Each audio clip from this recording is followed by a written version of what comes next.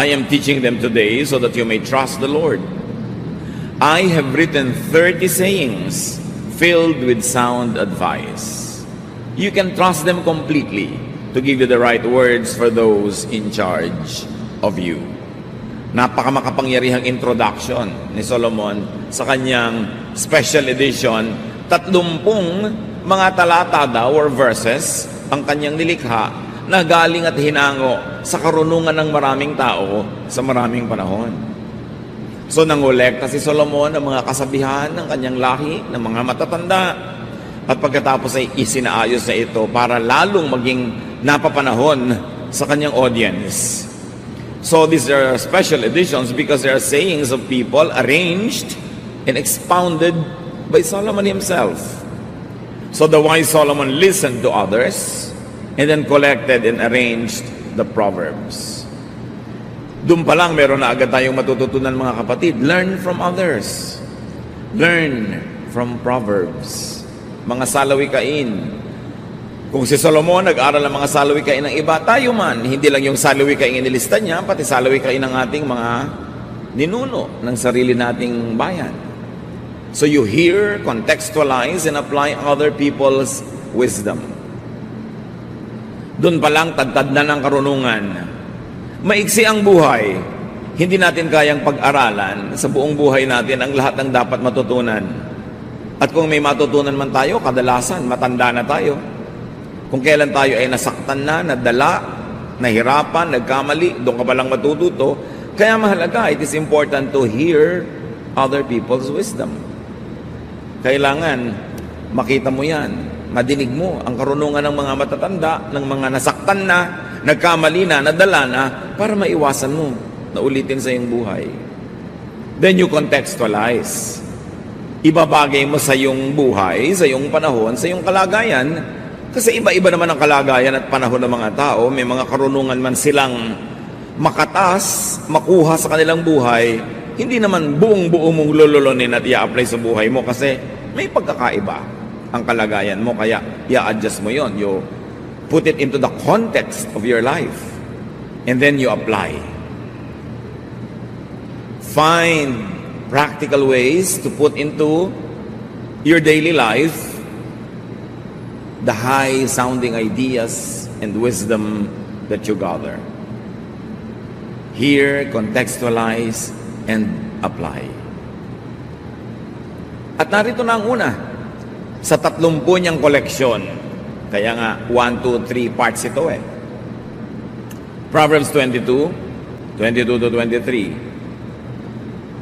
Don't take advantage of the poor or cheat them in court. The Lord is their defender, and what you do to them, He will do to you.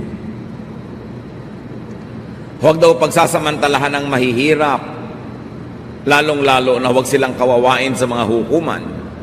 Do not use the courts to legitimize and to legalize your oppression or your cheating of the poor.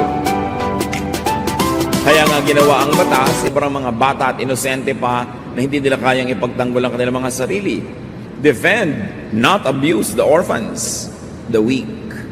So yan ang number 1 sa collection ng special edition ng wisdom.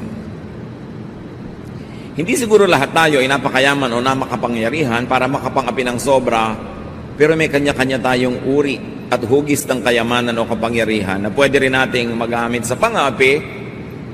Maaaring hindi sa sobrang mahirap, pero doon sa mas mahirap o mas mahina kaysa sa atin. Iba-iba man ang anyo o hugis o intensity ng pang-aapi, ang una nating itanong, nang-aapi ba ako? Ano ba ang aking yaman? Ano ba ang aking lakas, kapangyarihan na pwede kong magamit sa pang-aapi, panglalamang? Dapat hindi. Kasi ang kalaban ko, ang Diyos mismo. Punta tayo sa pangalawa sa koleksyon. Proverbs 22, 24 to 25. Don't make friends with anyone who has a bad temper. You might turn out like them and get caught in a trap. Huwag makipagkaibigan sa mga maiinitin ng ulo at magagalitin, sa mga madaling maging mabangis. Baka ka maging katulad nila at pati ikaw ay mahuli sa bitag na kanilang kahuhulugan. The lesson, don't make friends with temperamental people. You can deal with them to minister to them, to teach them, pero huwag kang makibarkada. And to expand the definition of this is do not make friends with people with bad traits. Huwag makisalamuha, makipagkaibigan, makisangkot sa mga taong ang asal, ang gawi, ang pananalita ay laging naghahanap ng gulo o maaaring magsuot sa kanila sa gulo.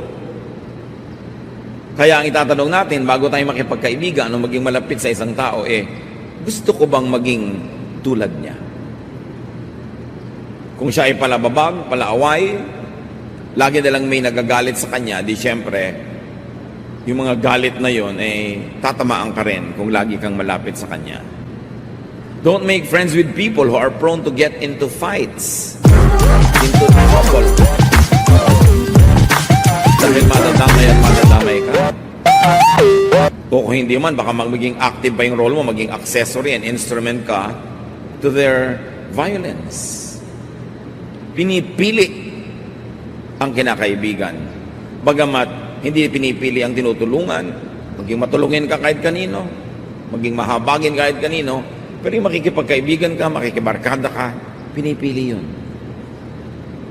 Proverbs 22, 26 to 27, don't guarantee to pay someone else's debt. If you don't have the money, you might lose your bed. So huwag daw magagarantiya sa utang ng may utang. Huwag kang pipirma doon sa linya na nakalagay, garantor. Huwag mong ilalapit ang sino mang mangungutang sa uutangan at sasabihin mo, o sige, pagka hindi siya nakabayad, akong bahala sa akin, kamaningel. Sabi, alam mo, baka pati higaan mo mawala sa'yo. Ibig sabihin, hanggang yung kahuli-hulihang ari-arian mo ay mawala pa dahil magbabayad ka sa utang ng pinaggarantihan mo. Special edition number 3, do not be a guarantor. Madalas, pag nalaman mong tama pala yung do not be a guarantor, huli na, sumabit ka na, napahama ka na sa utang ng iba. Unang-una, hindi ka naman Diyos. Paano mo naman malalamang makakabayad itong pinag-garanti mo? So it's presumptuous to be a guarantor. And you might lose all you have, and you might lose including the debtor. Kasi siyempre, kung yung nangutang na ginarantihan mo ay hindi nagbayad at ikaw napahamak, magkakasira din kayo. Mawawala ka rin ng kaibigan, so nawalan ka pa ng ari-arian at kabuhayan, be wise. Pero may magtatanong, paano po kung maawain ako o talagang gusto kong tumulong? Okay, be a guarantor, but be ready to pay. Huwag ka magtaka pag hindi siya nakabayad at ikaw nagbayad. Huwag sasama ang loob mo. Kung ikaw magbabayad, maghanda ka ng pambayad. So you should be ready financially, emotionally, and mentally to pay because you are a guarantor. Meanwhile, if you are not ready to pay with your own money, to suffer for somebody else's debt, then don't be a guarantor. Magtatampo po, magagalit siya. Mamaya naman, pag hindi siya nakabayad, ikaw naman ang magtatampo at magagalit, di ba? Panapanahon lang, di hayaan mo na lang siya magtampo. Kaysa ikaw. Ikaw yung nawalan dahil sa utang niya. Kung bakit naman talaga yung mga nangungutang, ang kasunod na sakit niyan, amnesia. Alam niyo, pwede yung ipagpagawa ng monumento sa plaza ng inyong bayan, yung nangungutang na nagbabayad. Konti yun eh. Mas marami hindi nagbabayad. Mas marami nililimot. At huwag kang magkakamaling maningil, magagalit. So kitang-kita mo na hirap na hirap na ako, naniningil ka pa, sa'yo pang galit. 99.99% ng nangungutang ganyan. Ayaw magbayad. Magagamit ng credit card, lustay ng lustay, tapos ayaw bayaran. So, kung nagpapautang ka, ihanda mo ng loob mong hindi ka mababayaran at ipagpasalamat mo ang himala, ako mabayaran ka. Ngayon, kung ayaw mo nang sumama pa ang loob mo, ibigay mo na lang. Nangungutang sa'yo ng 1 million. Sabi mo, alam mo, huwag ka nang mangutang, bibigyan na lang kita ng 100. Yan. Para walang samaan ng loob. Maglimutan tayo, kung gusto mo matapos ko ito, ibigay, okay lang. Hindi yung aasa-asa ka. Lalo kung pang-enroll lang anak mo, ibabayad mo sa rent ng bahay, o panghulog mo sa kung sa iyong pangangailangan mo, ipapautang mo, para kumuha ng batong pumukupok sa ulo mo. So, i-quote mo yung verse na yan. Sabi mo, alam mo, sabi ko silang Biblia, huwag na ako magagarantor eh. Di ba? Dahil mahal ka ng Bible, kaya ka pinoprotect. Pang-apat, nakarunungan. Proverbs 22:29. If you do your job well, you will work for a ruler and never be a slave.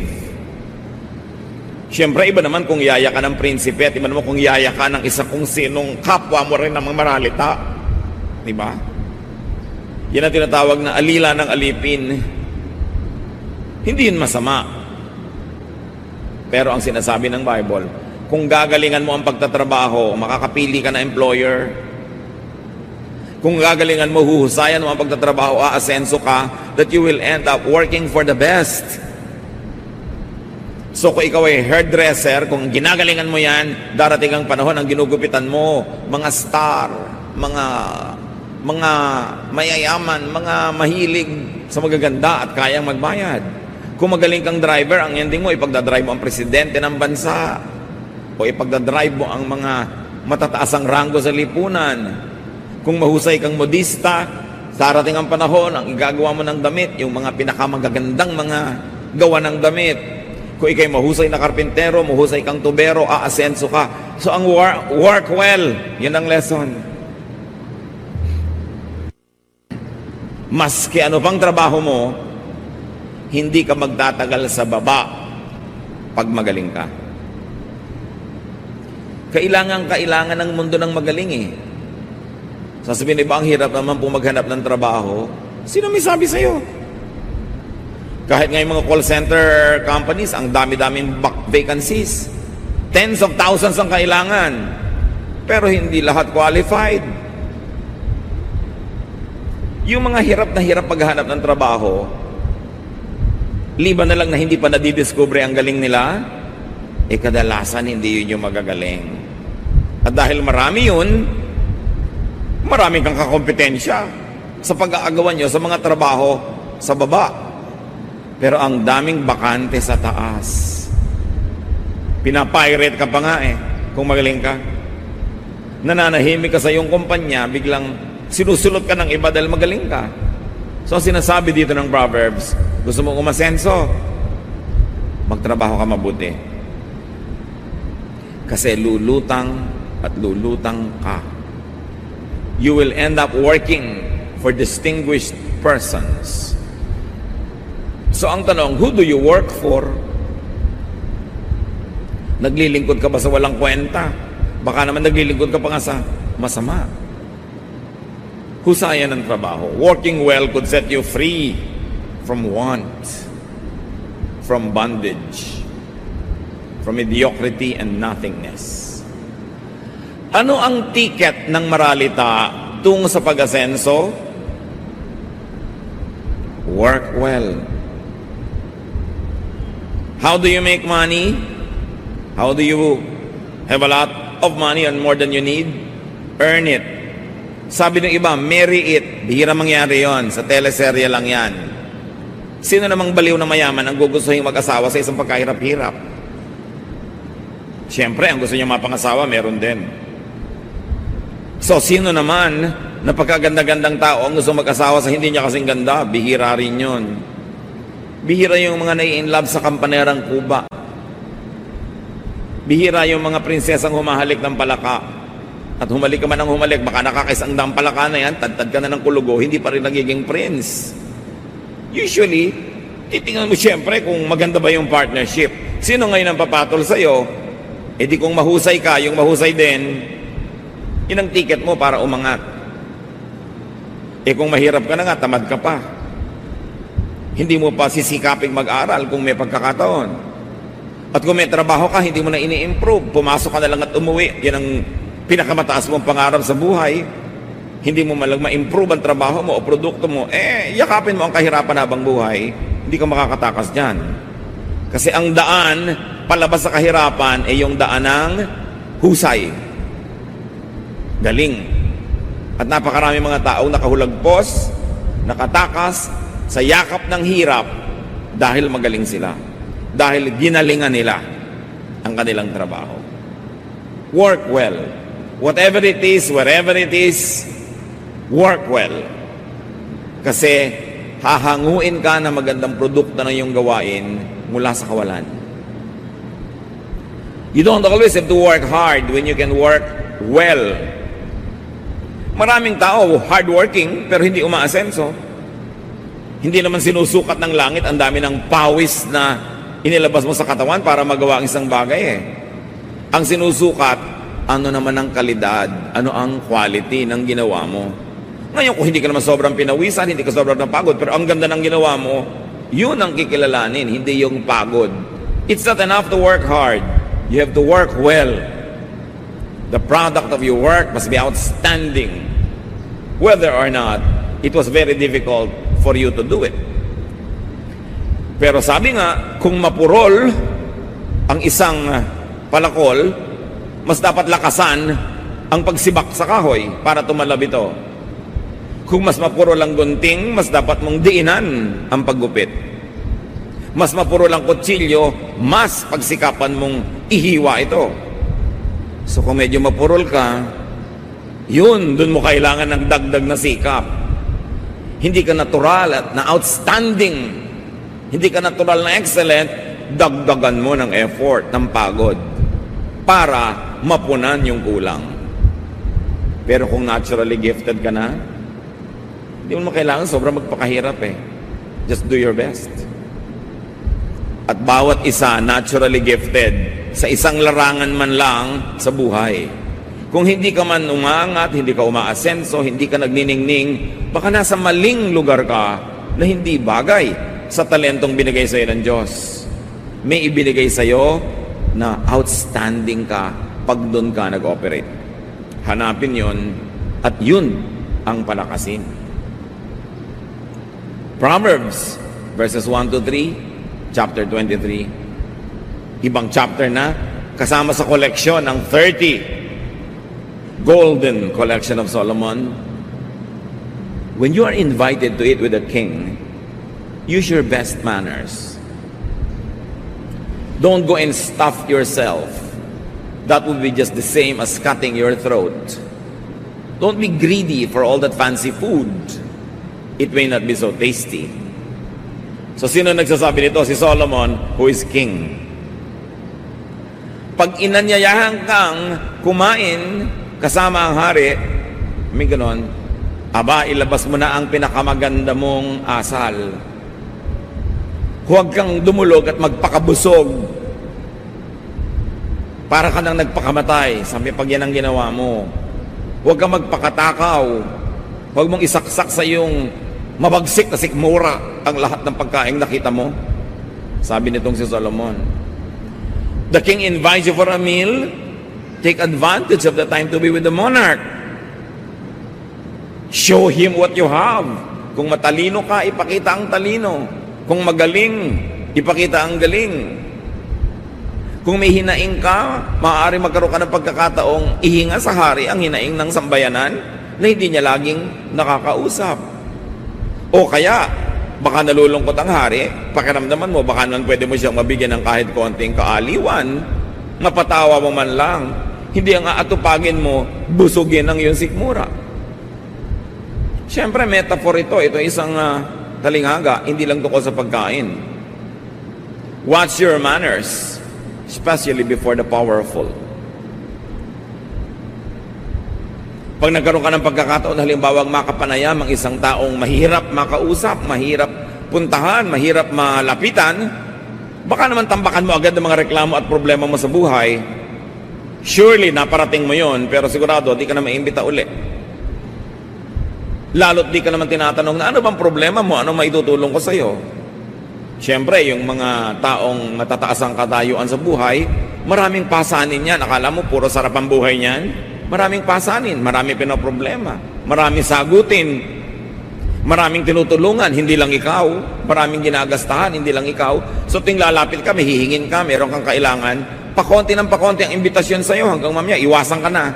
Bakit? Dahil ang hirap mo namang makaharap, lagi ka na lang may kinukuha, lagi ka na lang may gustong madagit. Siyempre, iiwasan ka. So ano bang kailangan niya ngayon? Baka naman konting libang. Singer ka ba? Di kantahan mo. Sirkera ka ba? Di sumayaw ka sa alambre. O baka naman mabigyan mo siya ng konting runong kung ang runong-runong mo at humihingi siya ng advice. Pero kung ang kaharap mo makapangyarihan, hindi naman humihingi ng payo, huwag kang magpayo ng magpayo dahil baka mainis sa'yo. In other words, ang sinasabi lang ni Solomon, pag may pagkakataon ka na ang kaharap mo makapangyarihan, bantayan mo ang kilos mo. Ilagay mo ang sarili mo sa tama. Ano ang tama? Hindi yung gusto mong mangyari. Ano kaya ang gusto noong nag-imbita sa'yo na mangyari? Biruin mo, kumisan, kasala, nakasama mo sa isang hapagkainan, isang taong hindi mo nakakasama kahit kailan, very powerful, very famous, or whatever, gugustuhin ka ba niyang makita muli? O isinusumpa niya na hindi ka na malalagay sa mesa na kasama niya forever? Yung iba kasi sinasamantala na nila, basta nagkaroon ng pagkakataon, gagawin na yung gusto. Pero hindi nila alam, humuhukay sila ng sarili nilang libingan. Do not treat every meal as a means to satisfy yourself. Do not treat every social occasion as a means to get what you want. It could open up opportunities for greater things in life. Seize the moment. With the ruler, with the powerful, with the wise, ano ang pinakamagandang gawin? Use the meal or the encounter only as a means to connect, not just to eat. Siyempre, pagka kumakain kayo, maganda may conversation. Baka kumain ka na lang ng kumain, nabusog ka na, tapos. You don't get invited again. Solomon is saying, do not prioritize your appetite over decency. Napasarap ka, pero talaga huwag kang magpakabundat. Yung iba naman, sobrang damang kakainin. Mag-uuwi pa. So, winasak na ang puri, winasak ang dangal, mabusog lang. Meron naman, yayayain mong kumain sa Japanese restaurant para makaranas naman kung sakali hindi pa nararanasan yon. Para lumawak ang karanasan, dumami ang alam. Ayaw gumamit ng chopstick. Kasi mo, alam mo, ganito paggamit ng chopstick. Ay, ayaw ko niyan, hindi ako mabubusog. Hindi kita inimbita para ka mabundat. Inimbita kita para ka maging tao. Yun ang gustong sabihin sa'yo nang nag-i-invite. Ayaw gumamit ng ganito, ayaw gumamit ng, ay, hindi ako sanay sa ganyan. Hindi ka naman nandun lang para lang mabusog. Siyempre, pag naimbita ka, lalo mahusay yung nag-imbita sa'yo, ang goal mo, maimbita ulit. Katulad ng kung restaurant ka, hindi naman goal mo may kumain lang na customer, ang goal mo, bumalik siya. Pero nandun ka, kumakain ka sa restaurant, wala pang 10 minutes na nandun ka na, decided ka na kung babalik ka or not. Diba? Yun ding naimbita mo, 10 minutes mo palang nakita, alam mo na, hindi ko na ito imbitahin uli. So kayo ba'y naimbita uli? Lalo ng mga taong may saysay. O tayo'y nakakadalaan. Kailangan, hindi nadadala sa iyo ang tao. Lalo yung taong yun ay nakakatulong, may magagawang mabuti, dapat hindi siya madala. Huwag na para kang mga angaw-angaw na insekto na ang dapuan, ubos. Makakadalaan ka. Proverbs 23 verses 4 to 5, ika-6 sa ating koleksyon. Give up trying so hard to get rich. Your money flies away before you know it. Just like an eagle suddenly taking off. So anong sinasabi ni Solomon? Na ang yaman-yaman, don't try too hard to be rich.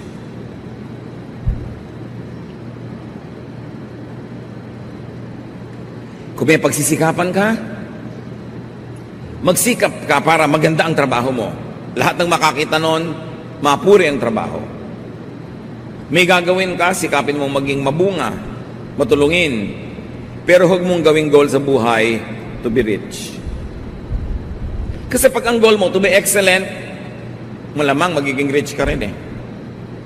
At hindi ka man maging rich, yung naging excellent ka, marami ka natulungan, may mga humanga, kahit konti man lang, your life will be well lived. Kung ang goal mo is to be productive, maging mabunga, syempre ang magiging ending din yan, magiging rich ka rin naman eh. At kahit hindi, naging sapat naman sa'yo yung bunga mo. Pero pag ang goal mo to be rich, you will cut many corners. Marami kang matatapakan, at tatapakan mo siguro dahil kailangan para yumaman. Marami kang maisasakripisyo. Sabi ni Solomon, alam nyo, yung gustuin mong yumaman ka, it's not worth it. At makinig kayo sa akin kasi ang yaman ko, therefore qualified ako magsabi. Papunta pa lang kayo, pauwi na ako eh. So makinig kayo sa akin. Lalo kayong hindi pa nakaranasan maging mayaman, huwag nyo yung gawing goal. Don't waste too much time, too much effort collecting money because money can fly away so quickly. Ang bilis mawala ng pera.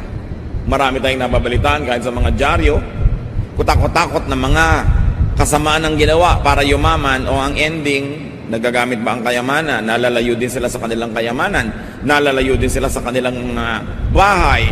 Nalalayo din sila sa mga taong mga dating kinakaibigan sila. Sabi ko noon, kasi pagyaman lang ang inatupag, hindi maging mabuting tao.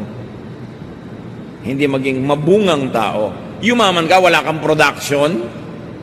Hindi ba sana kung yumaman ka dahil ang dami mong itinanim na munga, ang dami mong ginawa na produkto, may bumili, pero ang dami mong ninakaw, ang dami mong dinaya, ang dami mong ginawa ng masama, walang kwenta yon. Sabi ko noon, nawawala din yan bigla. Money is so hard to get, yet so easy to lose. So why sell your soul to the devil for money when you can so easily lose that same money? Work for things that last, that endure, like relationships. Huwag bibigyan ng higit na halaga ang pera kesa sa magandang pakikipagkapwa tao, kesa sa magandang relasyon sa kapwa, kesa sa pagiging makadiyos. Instead of collecting money, collect friends, collect goodwill, collect good health. Yan ang mga tunay na kailangan ng tao sa buhay. Ngayon, binigyan ka pa ni Lord ng bonus, yumaman ka, edi salamat. Kita niyo si Solomon, ang runong-runong talaga. Nung pinapili ng Diyos kung ano man ang gusto niyang ibigay sa kanya ng Diyos at ipagkakaloob naman, ang pinili niya, wisdom. Hindi pera. Pero dahil natuwa ang Diyos sa kanya, hiningi niya wisdom, pati pera binigay. Pero pera, hihingin mo, ibigay man yan, kaya mo bang i-maintain? Kaya mo bang ingatan? Kaya mo bang paramihin? Proverbs 23, 6-8.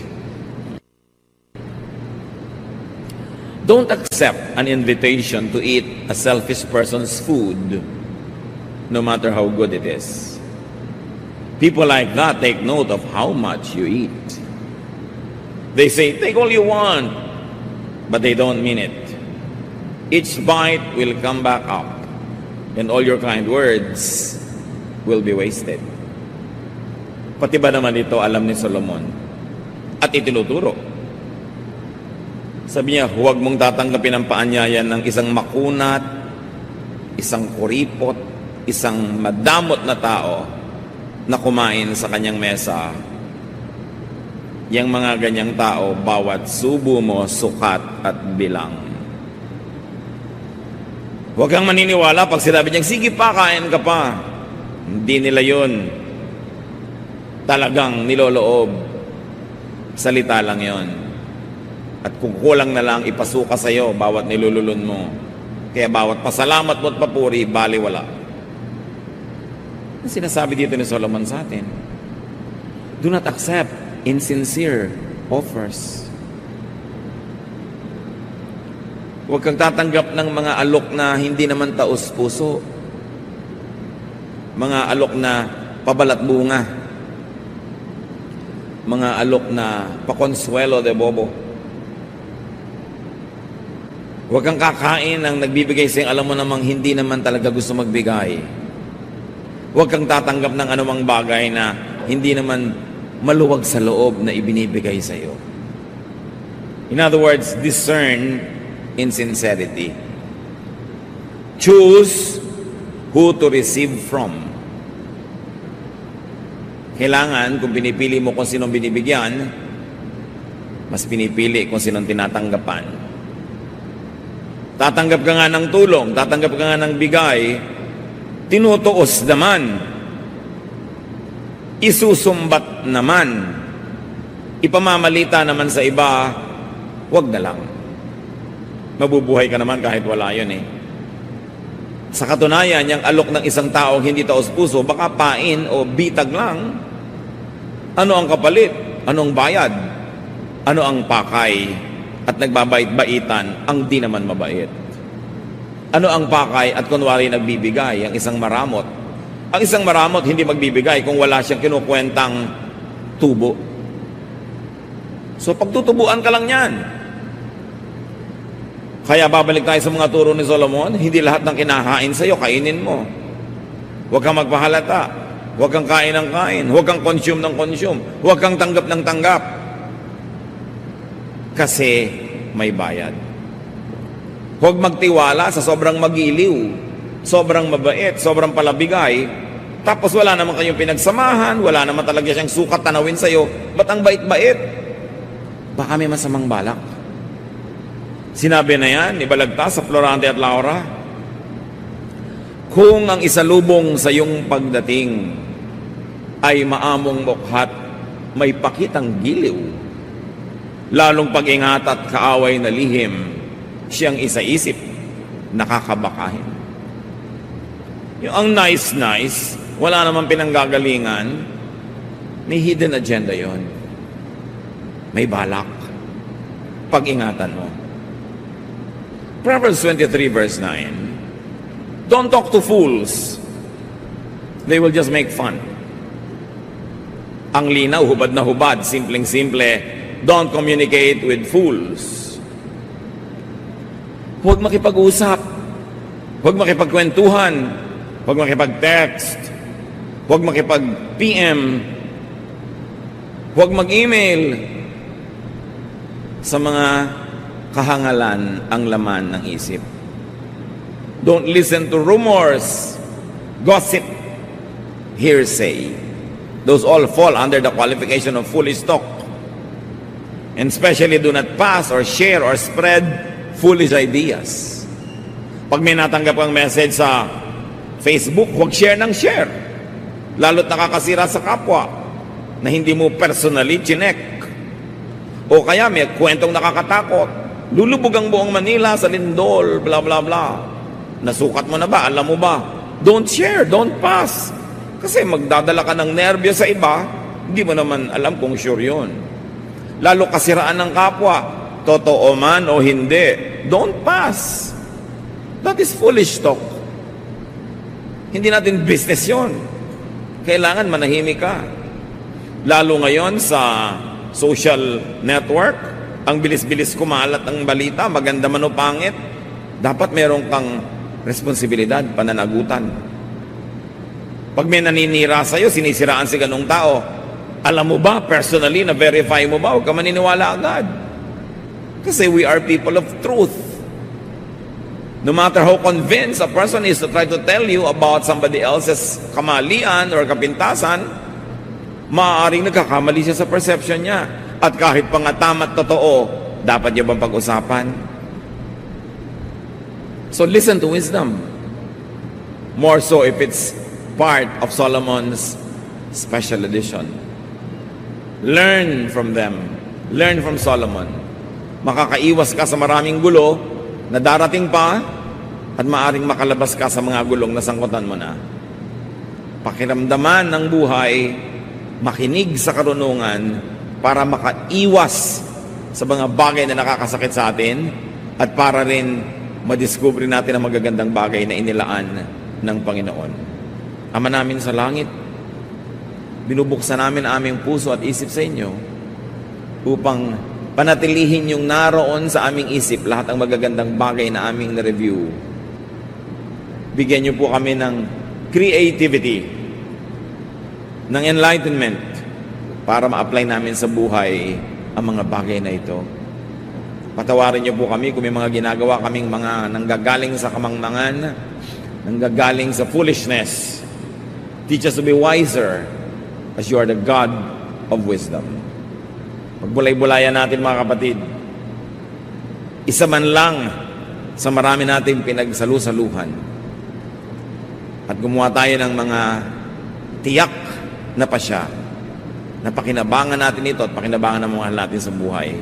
Dear Lord, as we sit still, as we listen for your voice, speak to us and teach us how to operationalize these lofty ideals.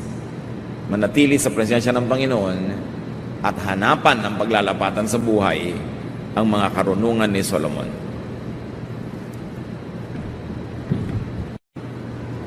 Indeed, the Lord has done many wonderful things, and one of that is that God has given Solomon extreme and excellent wisdom. Wisdom that was not useful only to himself, but to everyone else around him and even to us today. Wisdom is precious, lalo na kung special edition. And in fact, among the Proverbs, Solomon has a very special edition. 30 Proverbs that he said are very special that people should keep in their hearts. And now we're going to discuss some of them as we have discussed kanina ang first worship service yung iba. At sa susunod na worship service sa Miyerkules, yung pangatlo.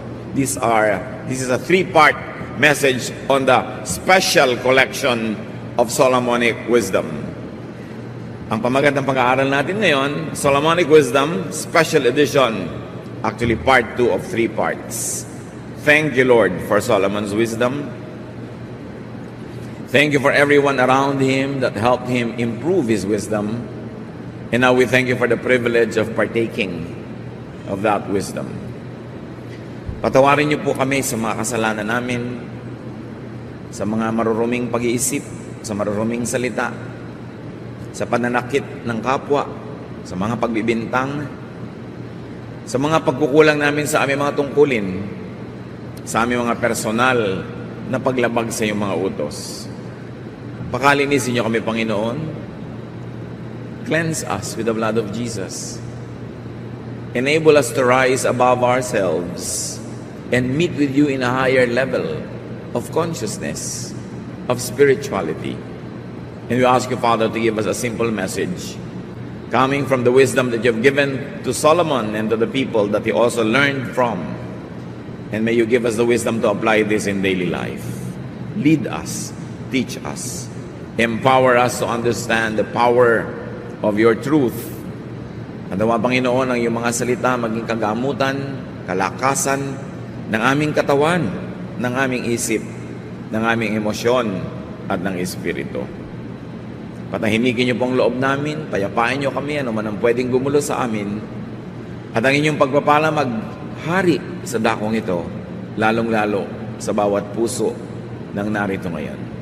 Bless us, Father, with your truth. We seek you, thanking you in the name of Jesus, your Son, our Lord and Savior. Amen. We shall be reading from Proverbs 22, this time from verses 17 to 21, a very important prelude to the many Proverbs that Solomon called special. Here are some sayings of people with wisdom, so listen carefully as I teach. You will be glad that you know these sayings and can recite them. I am teaching them today so that you may trust the Lord. I have written 30 sayings filled with sound advice.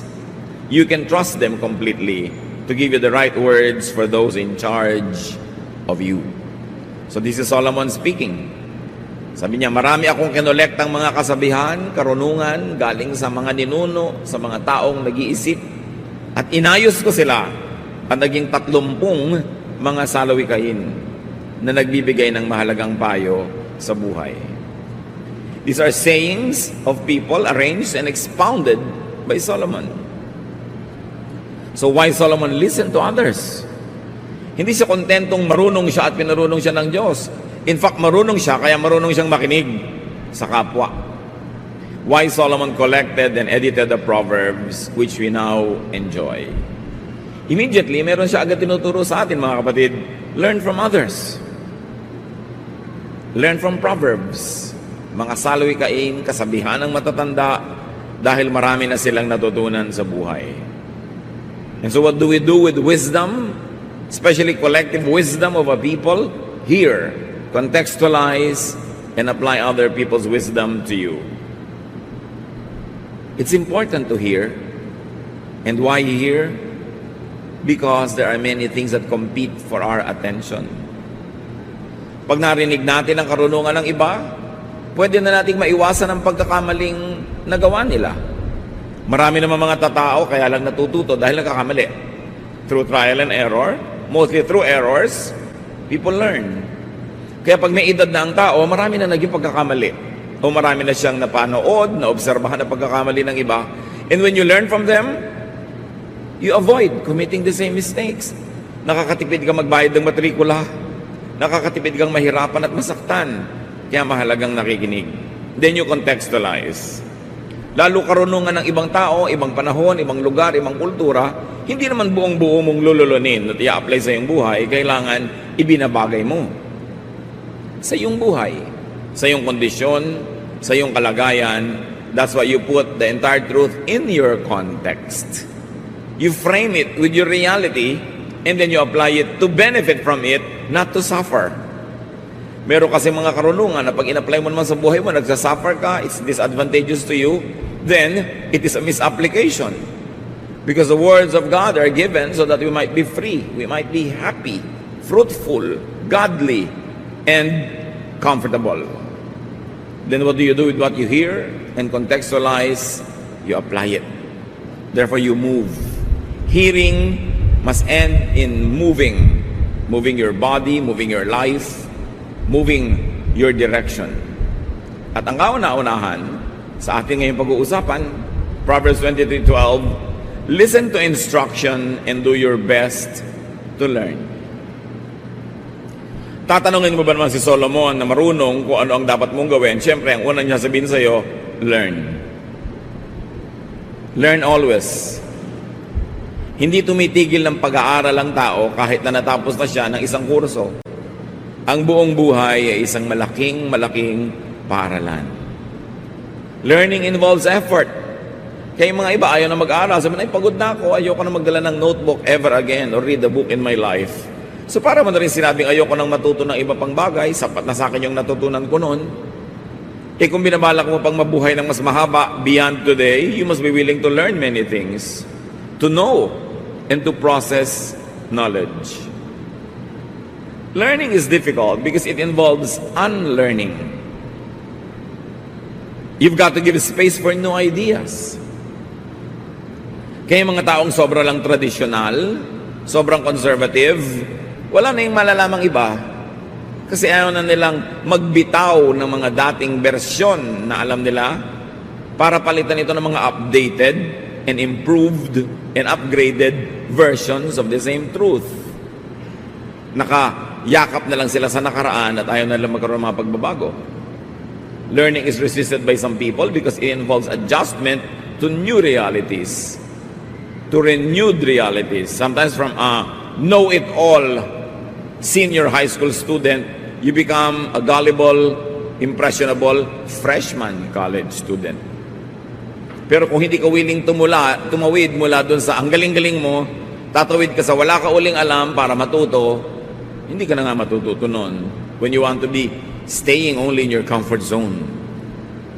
Education, learning is difficult because you have to process things that you have always believed in. Yun pala, bagay lang yun sa dating mong edad, sa dating stage of your development at dating consciousness. Pero ngayon, sabi nga ni Paul, our knowledge is imperfect and our prophecy is imperfect. When the perfect comes, the imperfect will pass away.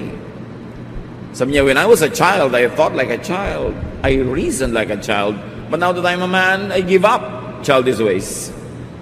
So sa pag-aaral din natin, may mga igini-give up ka na dati mong alam kasi meron ka na ngayong kakayanan na improvein yung kaalaman na yon. Sa lahat ng bagay, lalo sa pagkakilala sa Diyos. Sa palagay ba natin, 5 years ago, 6 years ago, 10 years ago, kumpletong kilala mo na ang Diyos at hindi ka na willing mag-aral pa? Hindi ka na willing na ma-refine pa yung dati mong alam at ipag-igiitan mo yung noong pa man ay naunawa mo pero ngayon ayaw mo nang bitawan? Hindi matatapos ang pag-aaral. Room for improvement is the biggest room in the world.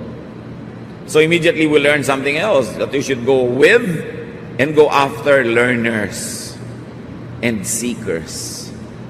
Mabuting tayo nakikisalamuha, nakikipagmabutihan sa mga mahilig mag-aral, sa mahilig magsaliksik, mahilig makipag-usap na nakakapagpatalas ng isip. So isa sa mga mahalagang payo ni Solomon, keep learning. Sa mga bagay na physical, mental, spiritual, social, scientific, keep learning. Habang rumurunong ang tao, mas lumalawak ang isip, nagiging mas mabait. Kakambal ng konting alam ang kakitira ng isip. At kakambal ng kakitira ng isip kung minsan ang kalupitan. Ang kalupitan sa kapwa na hindi mo naiintindihan, i-judge mo agad na mali. Ang problema mo lang pala, makitid lang ang utak mo, hindi kasya yung maraming kaalaman. But because of this narrow-mindedness, you demonize those who are in a higher level of thinking. Kaya pagkamangmangan tao, kadalasan, malupit din. Mapanghusga. Kaya dapat aral ng aral. Proverbs 23:13-14. Don't fail to correct your children. You won't kill them by being firm, and it may even save their lives. Huwag na huwag daw pababayaan ang pagtutuwid sa mga bata, lalo sa kanilang mga kalikuan. Correct children. Bakit turo ni Solomon at ang mga matatanda na gumawa ng mga salawikayang inayos niya na dapat laging ituwid ang bata? Because most of the time, liko ang bata kesa tuwid. The tendency for children is to be wrong more than to be right. Proverbs 22:15, all children are foolish, but firm correction will make them change. Hindi mo kailangang turuan ang bata magsinungaling, may iimbento niya yon. Hindi mo siya kailangang turuan maging makasarili, may iimbento niya yon. Hindi mo siya tuturuan manakit ng kapwa-bata, mangagaw ng kinakain ng kapwa-bata. Likas sa fallen human nature. Kaya habang maaga, itinutuwid agad ang liko. Kesa sa katandaan na, kalakihan yung liko, mahirap nang ituwid. But of course, it must be a correction. Hindi yung hampas ka lang ng hampas, palo ka lang ng palo, nagsasalita ka lang ng masakit. Dahil hindi naman maitutuwid yung ganun, mga pagkakamali ng maling approach. So, correction won't harm children. In fact, non-correction is what could kill them. Pag kulang tayo sa pagtutuwid sa mga bata, maaari ang mga bata lalo pa nga mapahamak. Hindi yung kawawa naman yung bata, ayaw mong turuan, ayaw mong disiplinahin, ayaw mong pagalitan. You must correct children on time. Preferably before an error is committed. Para alam na niya, pag kinocommit niya yun, conscious siya that is committing an error and therefore malilimitahan ang kanyang paggawa nun. Or if it's already committed, immediately after an offense. Kaya nga ang sabi ng MRTCB, kailangan lagi ang gabay at patnubay ng magulang. Dahil pagka hindi tayo nagbigay ng patnubay, di ba? Programa ay rated PG. Patnubay at gabay ng magulang ay kailangan sa mga batang manonood. O ganon. So mga anak, makakapanood ka ng mga hindi totoo. Yung mga lumilipad dyan, hindi totoo yan. Fantasy lang. Makakapanood ka ng mga kalupitan, huwag mong gagayahin. O kaya, huwag mo nalang papanoorin. So, dapat nakabantay ka sa mga bata. Makakakita sila ng eksena ng mga tao sa street. Sinasabi mo agad, nag-editorialize ka na. Anak, huwag mong gagayahin yung kilos na yan. O yung dura ng dura sa kalsada, huwag mong gagayahin yan. Etc. Etc. Kailangan ng pagtutuwid. Kasi halos wala pang laman yung isip ng mga bata. Ang mauna doon, mahirap nang tanggalin. Kaya pag may pumapasok na mali, alis na agad dyan, nilalagyan mo. And this is probably one of the very difficult social costs of having so many parents working in places away from their children. Naintindihan natin, kailangan mabuhay, kailangan mag-survive, pero dapat merong kahalili, may mga substitute ang parents, nagtuturo sa mga bata. Mahirap naman kasi magturo. Mas madaling pabayaan na lang. Pero anong sabi ni Balagtas sa Florante at Laura? Sa taguring bunso't likong pagmamahal, ang isinasama ng batay, nunukal. Ano pa yung nunukal? Bubukal. Yun ang ibig sabihin nun. Nagagaling doon ang kasama ng bata. Ang iba marahil sa kapabayaan ng dapat magturong tamad na magulang. Masipag dapat ang magulang mag-correct. Proverbs 23:15-16, my children, if you show good sense, I will be happy. And if you are truthful, I will really be glad. So yun ang itinuturo ng magulang sa anak. Pag gumawa ka anak ng mali, I will be sad. Kung gusto mo lamang maging first honor, nag-cheat ka, I will be sad. I will not be glad na naging honor student ka pero nag-cheat ka. Values. And we should reward children's goodness with recognition, with approval. At the same time, there should be enough punishment for badness para alam ng bata kung saan siya tatayo. Pag kinalakihan na ng bata ang paggawa ng tama, kahit later on, hindi mo na bantayan, hindi mo na laging paalalahanan, likas na sa kanya ang pag-ibig sa tama at pagkamuhi sa mali. Pero pag napabayaan, the first 4 up to 7 years, ang hirap bawiin ang mga maling natutunan niya. Proverbs 23:17-18, pangatlong wisdom ni Solomon sa koleksyon. Don't be jealous of sinners, but always honor the Lord. Then you will truly have hope for the future. Ba't sinabi yan? Kasi maraming taong naiinggit, nananaghili, nagsiselos sa mga masasama. Bakit? Lalo ko yung kasamaan ay nagbibigay ng pera. Kung ang masamang gawa ay nagpapasikat sa tao o nagbibigay sa kanya ng mapagkakakitaan, katanyagan, kapangyarihan, pwedeng mainggit yung taong hindi gumagawa ng masama sa gumagawa ng masama. Lalo't parang may premyo pa ang paggawa ng masama. Pero ang lesson from Solomon, do not envy bad people. Do not envy people who do bad deeds. Though they seem prosperous for a while, though they seem powerful or they seem to be having a good time, they will have their day in God's court.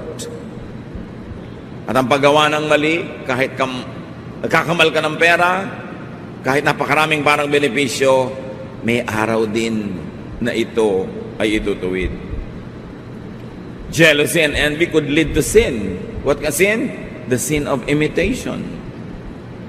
Pag tinuruan mong sarili mo at hinayaan mong sarili mong naiinggit sa maling gawa ng kapwa, hindi mo mapapansin, mamaya ginagawa mo na rin yun sa kagustuhan mong mapasayo din yung napapasa kanya sa paggawa ng mali. Proverbs 24:1-2, don't be jealous of crooks or want to be their friends. All they think about and talk about is violence and cruelty. Sa biglang tingin, parang crime pays. Pero no. God is God of justice. Crime will always pay in terms of punishment, but not in terms of rewards. Kung may rewards man, pansamantala lang yan, panandalian. Kaya mga kapatid, kung nakikita nyo na yung gumagawa ng masama, parang umaasenso pa sa paggawa nyo ng mabuti, kayo pa to kumisang hindi napapansin, kayo to hindi umaasenso, do not regret being good. Hindi dapat pagsisihan ang pagiging mabuti dahil para nyo nang sinabing mali ang Diyos. Huwag magsisi. Minsan may ginawa ka ng mabuti, hindi tumanaw ng utang na loob, huwag mong pagsisihan. Diyos ang naglilista ng mga pautang mo at siya ang maniningil para sa iyo o siya ang magpupuno o magbabayad nun. Huwag magsisisi. Ang pinagsisisihan yung paggawa ng masama. Hindi kahit kailanman yung pagtulong, kahit yung tinulungan mo walang kwenta. It's always a privilege to do good because God is good. And good deeds belong to God. And bad deeds belong to the devil. Huwag magsisi. Ipagpasalamat yung opportunity to have done good. Proverbs 23:19 to 21. Listen to me, my children. Be wise and have enough sense to follow the right path. Don't be a heavy drinker or stop yourself with food. It will make you feel drowsy and you will end up poor with only rags to wear. O isa pang turo. Siyempre pag sinabing children, hindi lang ito little infants. Lahat ng mga anak ng tao, anak ng Diyos, kahit mature ka pa, tinutukoy, huwag ka daw magpapakalasing, huwag kang mahumaling sa alak, at huwag kang sobrang kumain. No? So may mahihilo ka. Di ba? Kung may kumakain, bakit ganyan? Nagdidilim ang paningin ko sa kabusugan. Ayaw pa tumigil. Nakalawit na yung pusod, kain pa ng kain. Sinasabihan na ng doktor, bawal mo itong kainin. Talagang hindi mapigil, kain ng kain. Tapos pagkakain naman, bakit ba ang dami kong kinain? Ang bigat tuloy ng tiyan ko, magsisisi naman. Lalo yung mga maglalasing. Paggising, bakit yung asawa niya bangas-bangas ang muka? Bakit ganyan ang mukha mo, my dear? Aba, pinagsusuntok mo ako kagabi. Ay, sorry, kiss ng kiss sa mga pasa. Nasaktan na. Ito namang si babae na kissan lamang, nakangiti na uli. Gusto mong kape? Matapos mabugbog. These are specifics. But really, what it is saying in general is do not indulge in pleasure, in vice that are bad to your body, bad to others who care for you. Yung mga sobrang naglalasing, may sakit na nga sa atay, ayaw tumigil kumain ng matatamis, may diabetes na nga. Kain pa ng kain ng mga cholesterol, may sakit na nga sa puso. Alam nyo ba na hindi lang kayo nagiging unkind sa sarili nyo? Kasi kung gusto niyo lang mamatay, sana namatay na lang kayo. Instantly, dead. Tapos nakalibing na kayo. Hindi Magkakasakit kayo. Gagastahan. Aalagaan. Mahal magkasakit at mahal din namang mamatay. Ibibili kayo ng ataol. Ibibili kayo ng libingan, paglalamayan, magastos din. Yung mga tao na hindi nagmamahal sa kanilang kalusugan, ang totoo nun, nagiging malupit kayo sa mga nagmamahal sa inyo dahil alam nyo naman na magdurusa rin sila. Hindi lang kayo kung kayo ay magkakasakit. Kaya dapat may pananagutan tayo sa isa't isa. Anak ka? Naku, I will not indulge in very dangerous sports kasi pagka bigla ako na paralitiko dito, buong buhay ko, aalagaan ako ng magulang ko, tumatanda na sila, mag-aalaga pa sila ng na-paralyzed dahil sa isang very dangerous activity. Hindi ako mag-i-indulge in drugs. Pag nahuli ako, nakulong ako, matanda na yung magulang ko, imbes mabigyan ko ng ginhawa, siya pala pa yung dadalaw sa akin sa kulungan. O mag-iingat ako sa kalusugan ko kasi pag namatay ako bigla, kawawa naman tong asawa ko, siya magpapalaki ng mga anak namin mag-isa.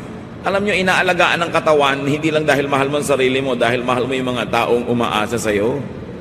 Pananagutan yan ng matitinong tao. So ano ang paalala dito ni Solomon? Restrain yourself.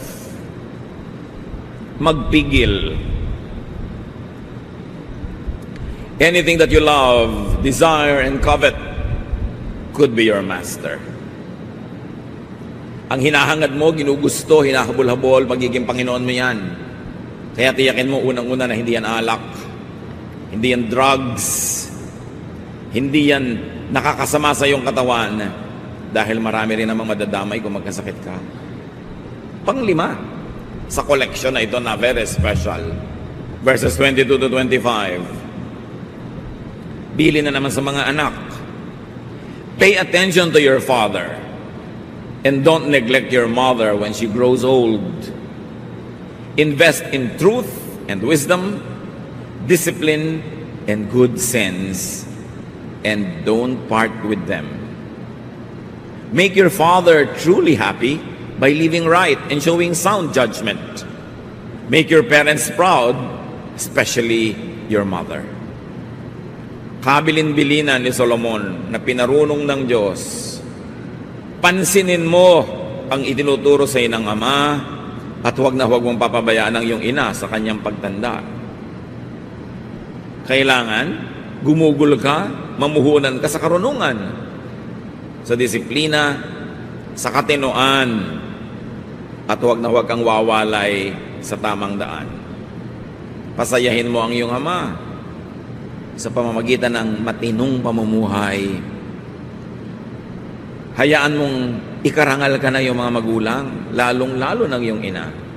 Bakit ng ina? Kasi siyempre napakasakit ang puso ng ina kung may ginagawang kaaliwas-wasan ng kanyang anak. Nakakahiya halimbawa, masakit, walang magandang bunga, nasasaktan ng magulang.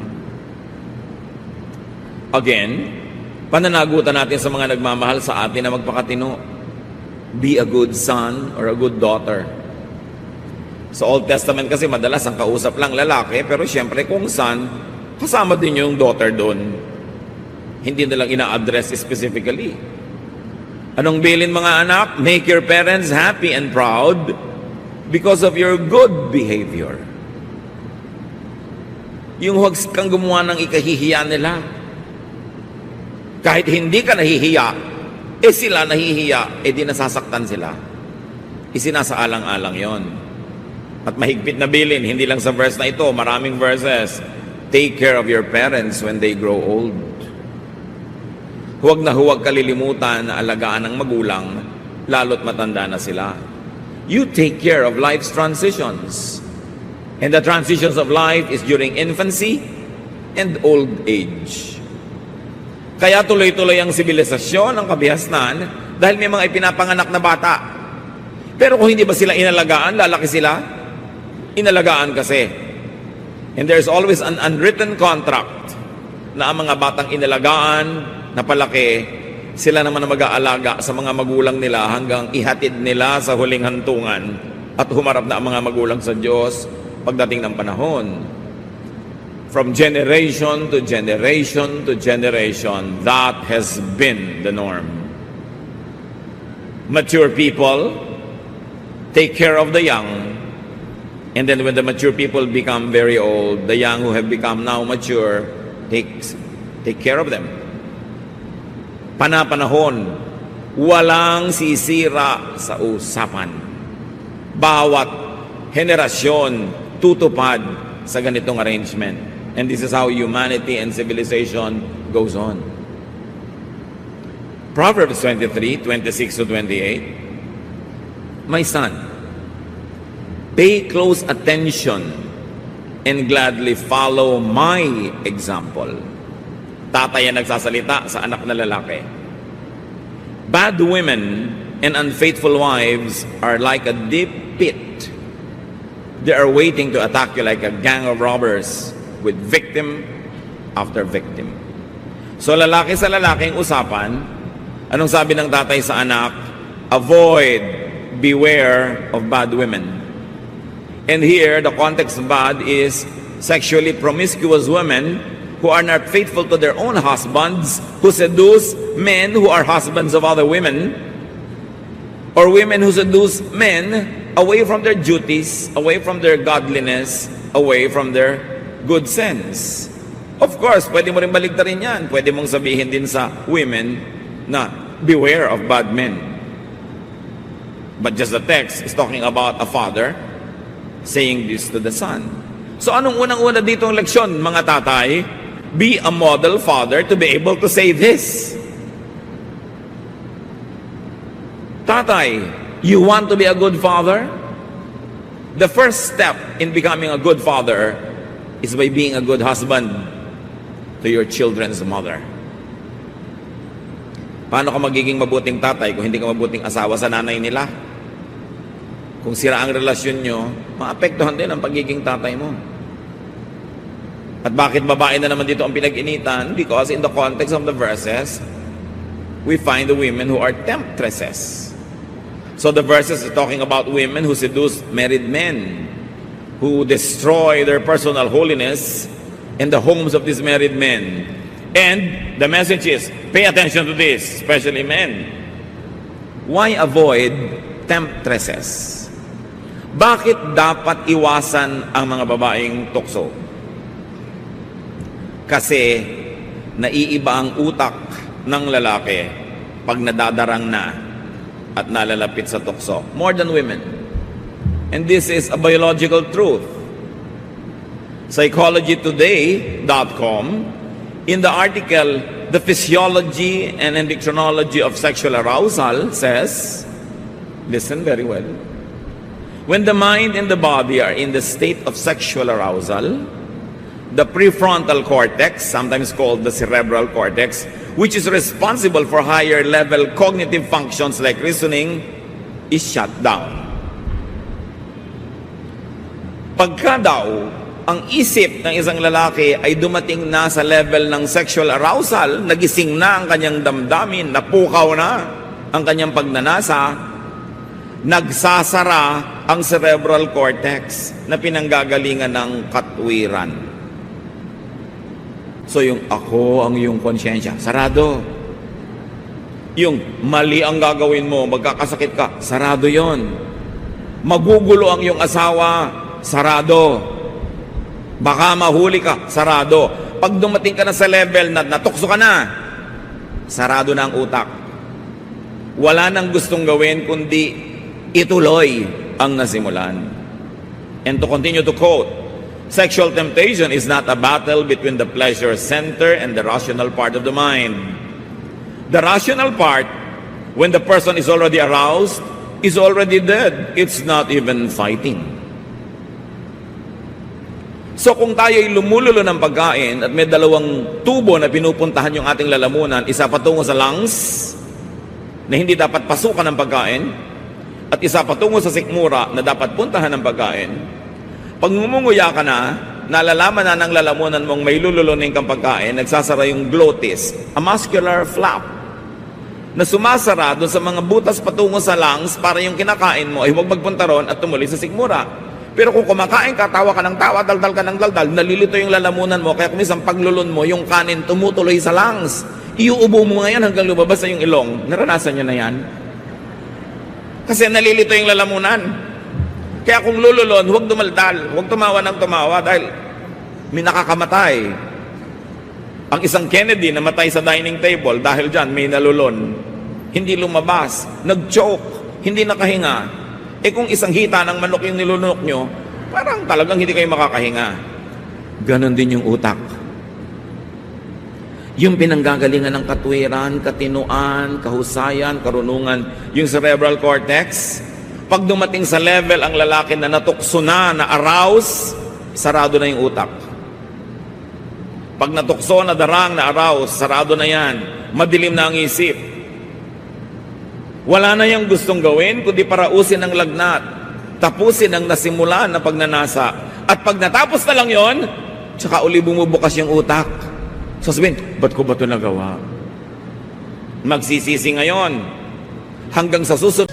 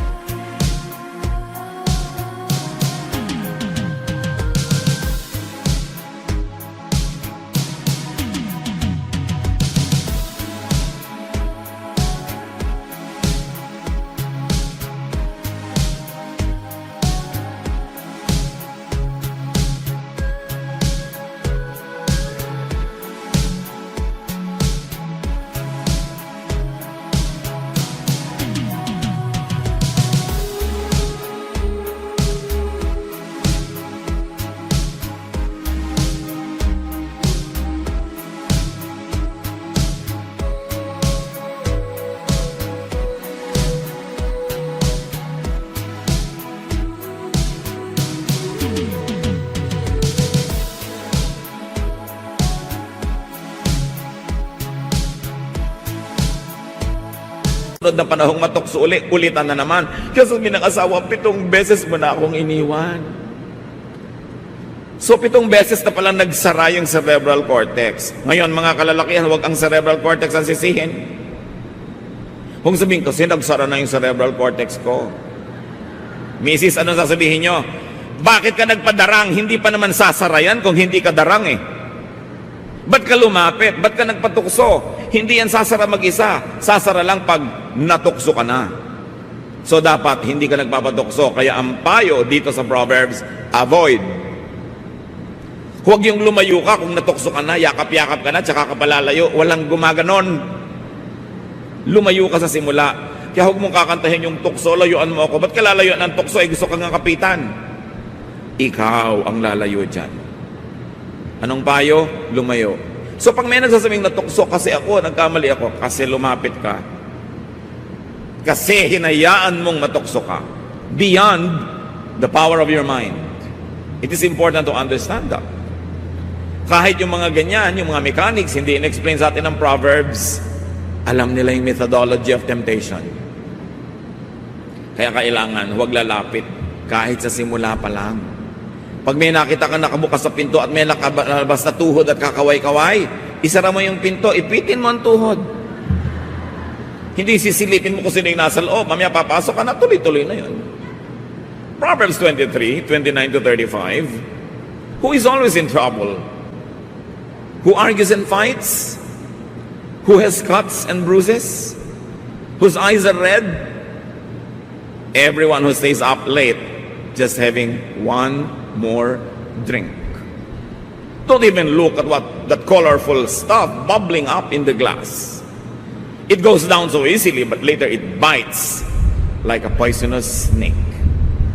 You will see weird things and your mind will play tricks on you. You will feel tossed about like someone trying to sleep on a ship in a storm. You will be bruised all over without even remembering how it all happened. And you will lie awake asking, when will morning come so I can drink some more? Ano ang babala dito ni Solomon? Sino daw ba yung nasusugatan, nahihilo, naglalaro ang guni-guni? E di yung mga naglalasing. Sinong napapahamak? Yung nagkakanda puyat-puyat para just one more shot, one more drink. At mamaya, just one more hanggang abutan na ng umaga, gising pa sa pagbibisyo. Ito ang ipinakikilala sa atin ni Solomon. Do not be a drunkard. Do not indulge in vices. At syempre, yung alcohol dyan is only a metaphor of all vices. Huwag kang magpuyat ng kasusugal. Tapos tulog ka sa araw. Paggising mo alas 3 na, alas 4 ng hapon, maghahanap ka na naman ulit ng sugalan. Huwag nagpapakalasing-lasing hanggang gabi, tapos matutulog buong umaga, hindi makapagtrabaho. Pag umagabi na ulit, hanapan na naman ng iinumin o drugs. Do not start a vice. Bihirang nagsisimula ng bisyo ang nakakatakas. Do not get led and controlled by a vice. You must be a free man or woman, not addicted to anything, even food.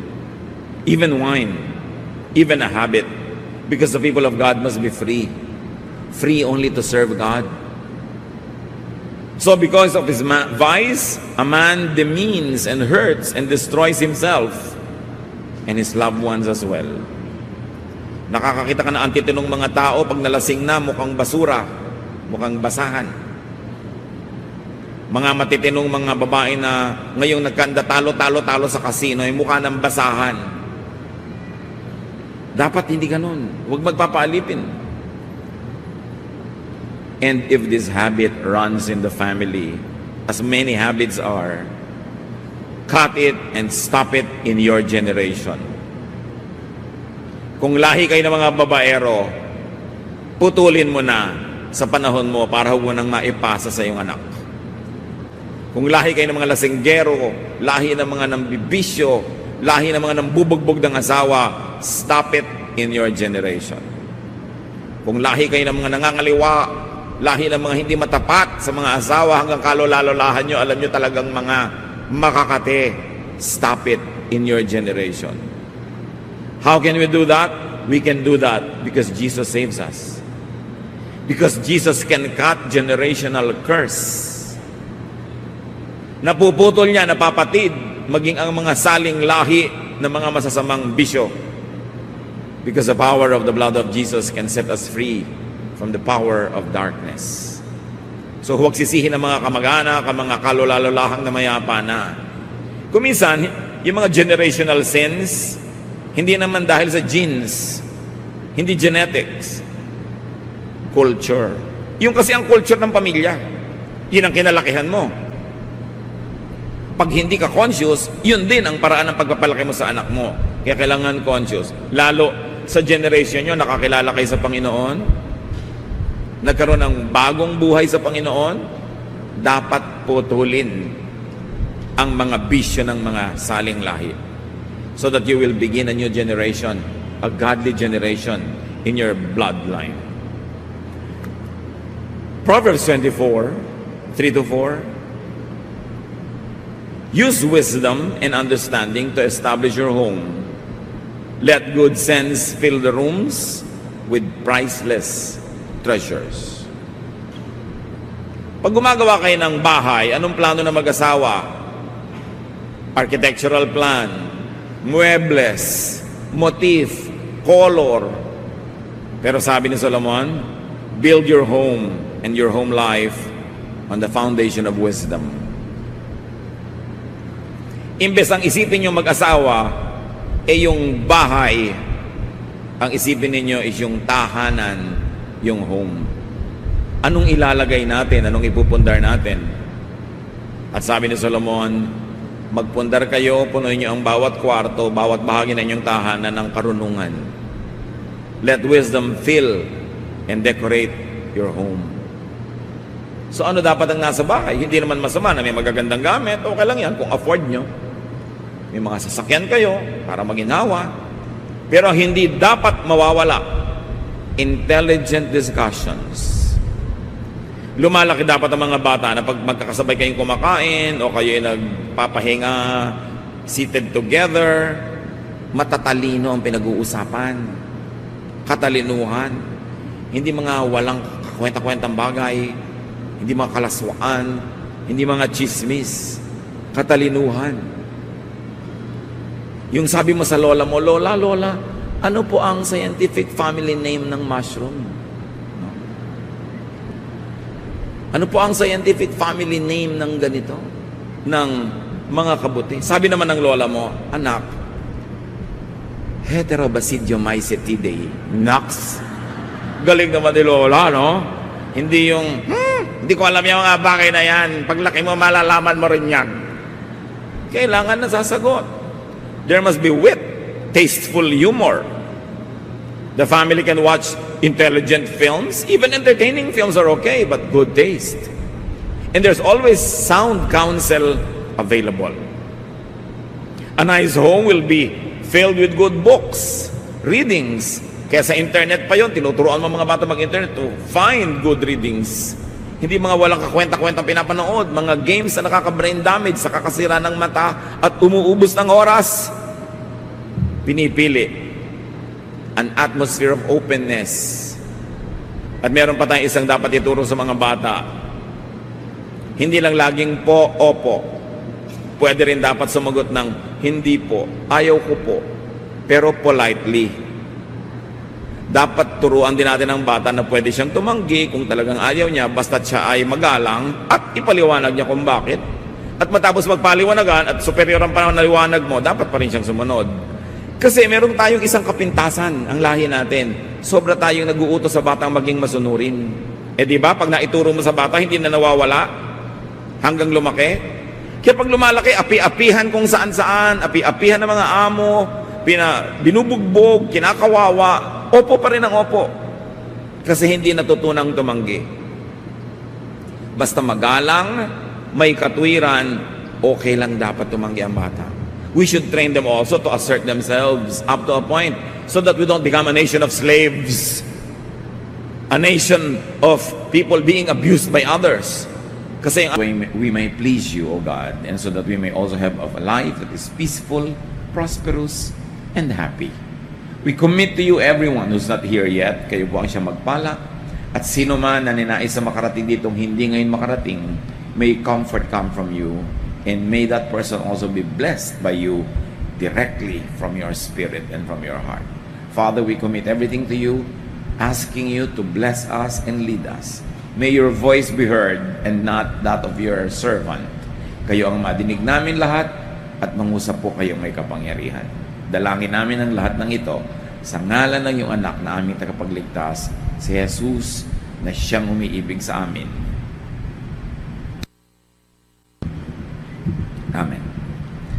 Proverbs 22, yan po ang ating pasimula sa 3 chapters ng Proverbs kung saan nakakalat yung special edition ng mga karunungan na gusto ni Solomon na bigyan natin ng special na pansin. Proverbs 22:17 to 21 introduces the body of wisdom. Here are some sayings of people with wisdom. So listen carefully as I teach, and here Solomon speaks. You will be glad that you know these sayings and can recite them. I am teaching them today so that you may trust the Lord. I have written 30 sayings filled with sound advice. You can trust them completely to give you the right words for those in charge of you. 30 sayings serialized in 3 messages. Kaya yung huling 10 ang bibigyan natin ng pansin ngayon. Now, sayings of people obviously were edited and expounded by Solomon. Nangolekta siya ng mga kasabihan, inayos niya para madaling masulat at madaling matandaan, madaling bigkasin, madaling mamemorya, at ngayon sabi niya, pansinin ninyo, dahil ito ay para sa inyong ikabubuti. Why Solomon listened to others and collected and edited Proverbs? Immediately, there is a lesson that we should learn from others. Kahit si Solomon ang runong-runong na, binigyan ng Panginoon ng superior na karunungan, nakikinig pa rin sa iba. Kaya nga siya marunong eh. At isa yan na senyal na marunong kang makinig sa kapwa. So learn from Proverbs because you save time and effort. Maraming mga kasabihan at karunungan, ang tagal bago na develop, bago na diskubre ng mga rumunong.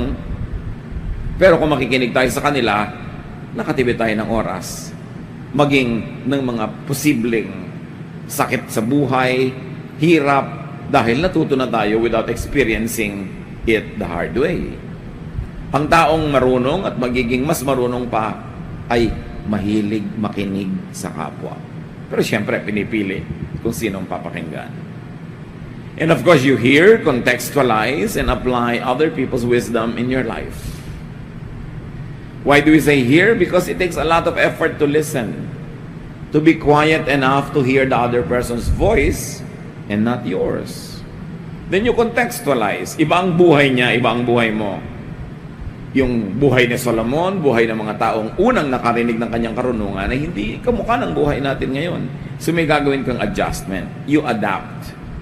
You suit to your reality the wisdom that you hear.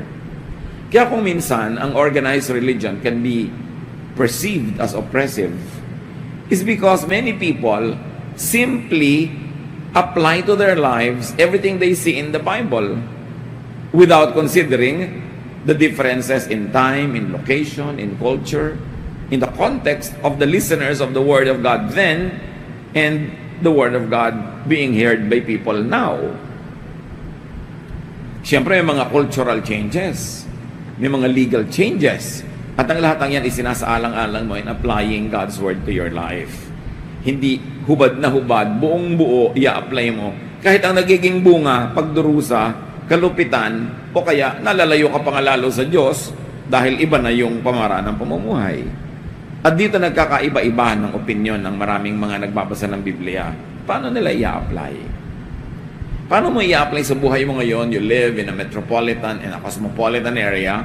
Yung mga katuroan at kaugalian ng mga tao na nasa mga liblib na mga villages who lived 2, 3, 4,000 years ago. Siyempre, merong adjustment na kailangan gawin. Proverbs 23 verse 12. Learn and listen to instruction and do your best to learn. So, main lesson agad is to learn. We never stop learning. You never get to a point in your life when you say, I know everything. At kahit nalaman mo na ang lahat ng bagay tungkol sa isang discipline or school of thought, nagkaedad ka naman, may naiba sa buhay mo, may ibang yung point of view, you relearn. And you have to readjust. You learn always. Never stop. And of course, learning involves a lot of effort. Mahirap yatang matuto. Mas madaling huwag na lang matuto. But in the long run, mas mahirap yung hindi ka natuto kasi malaking ibabayad mo sa kamangmangan. Pagdurusa, nawawalan ka ng opportunities, at minsan mali-mali ang iyong ginagawa. Learning involves unlearning. Pag sobra kang traditional, sobra kang conservative, mahirap matuto. Kasi kung ano yung nauna sa utak mo, ayaw mo nang paalisin kahit may meron ka nang pwedeng ipalit. Kung ano yung naunang korte, ayaw mo nang i-adjust, gusto mo yun na lang lagi. Yun nga ang ibig sabihin ng conservative eh. They conserve. So pag masyado kang conservative, even in spirituality, usually ang nagiging ending, nagiging masungit ka, nagiging unnecessarily unhappy ka. You make other people unhappy also. You become miserable. Kasi conserve ka ng conserve ng isang karunungan or isang interpretation ng karunungan na dapat ina-adjust mo dahil lumalaki yung utak mo, nagkakaroon ka ng edad, nagkakaroon ka ng maraming experiences. Hindi napakalaking virtue na maging conservative. Kailangan progressive. Yung looking forward ka, moving forward, hindi laging backward. Katulad halimbawa, gusto mo conservative music, so laging gusto mo piniplay 50s, 60s, not so bad. Pero ang dami pang magagandang music na nakalikha mo lang no, na hindi mo papakinabangan kung ayaw mo man lang buksan yung isip mo sa mga naging bagong mga creation. At hindi lang yon, wala na makapag-enjoy pagkasama ka kasi yun na lang laging gusto mong patugtugin at pakinggan at galit ka o ginadjudge mo yung iba naman ang music ang gusto. Malaking baggage yung maging masyadong conservative.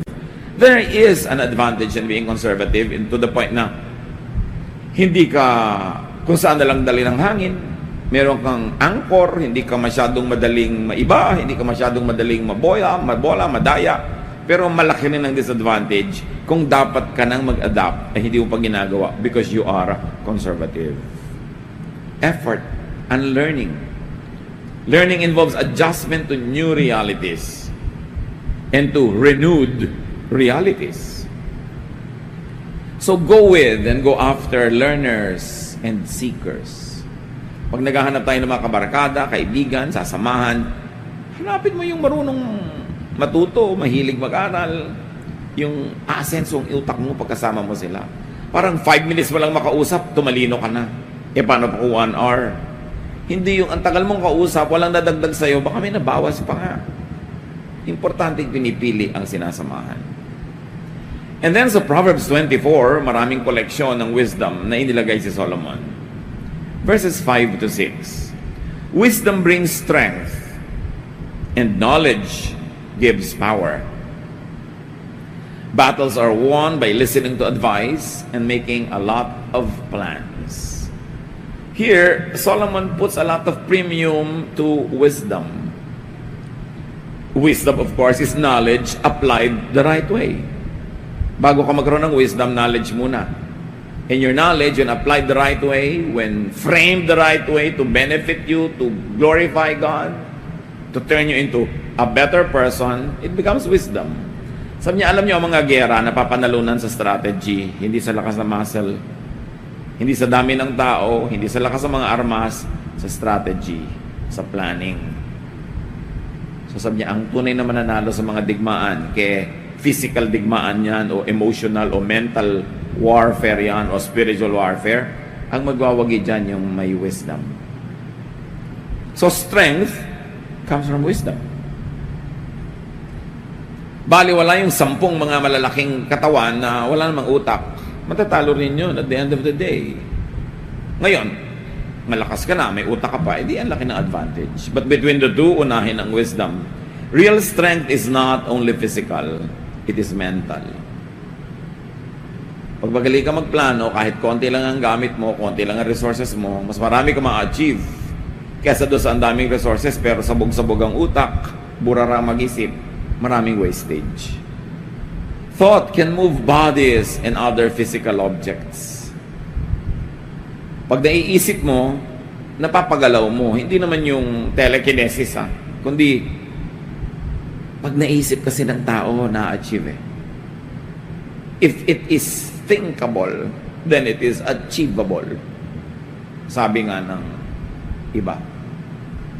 So, laging pag-iisip, pagpaplano. Get advisors. Listen to advice. Hindi pwedeng alam mo na lahat. Pag may area na may mas magaling na tao doon, hingin mo yung payo niya.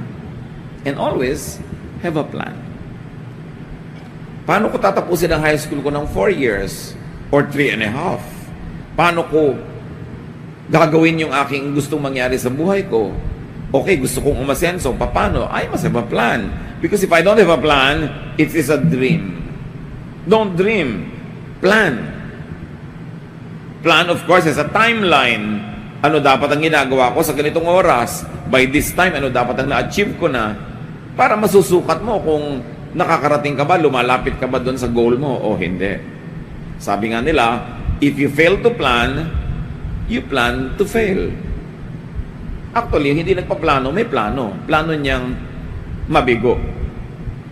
Kasi hindi magkakaroon ng direction yung effort niya sa buhay. Kung tutuusin, alam na natin to lahat eh. Pero sabi nga ng matatanda, ang paalalay gamot sa taong nakalilimot. And it's always good to go back to the Proverbs. Yung dala mo lagi Bible mo, kay electronic yan, o talagang tunay na mga papel na pages. Tapos, kahit na may kausap ka, 3 minutes pa siyang bago dumating, nagbabasa ka ng konting Proverbs, ang dami na agad ang napala mo nun. Always feed yourself with wisdom of the ages. At nandyan, maraming Proverbs. Chapter 24, verse 7, wisdom is too much for fools. Their advice is no good. So fools cannot appreciate wisdom. So do not try to discuss wise things with a foolish person. Magagalit siya, mabobor, maiinis lang sa'yo. Paano po malalaman kung sino daw ang wise o ang foolish? Ito na nga isang sign. Fools cannot appreciate wisdom. Pagka merong matinong usapan, ayaw niya. Meron kang magandang sinasabi, ayaw niyang pakinggan. Alam mo na, ay, in this area, at least in this area, this person is foolish. Not for you to advertise it everywhere, but for you to be able to design what you might do with this person. Never.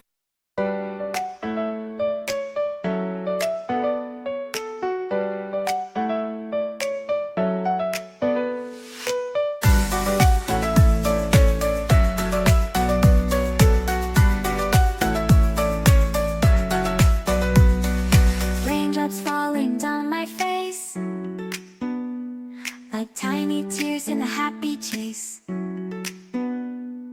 Hopping through the puddles, see colors dancing wild and free. Skies are gray, but I don't mind. Cool raindrops on my skin I find. Kicking off my Saturday, watch the clouds just drift away. Rainbow in the rain, what a sight. Colors shining oh so bright. Dancing in the streets, so bright. Everything will be alright.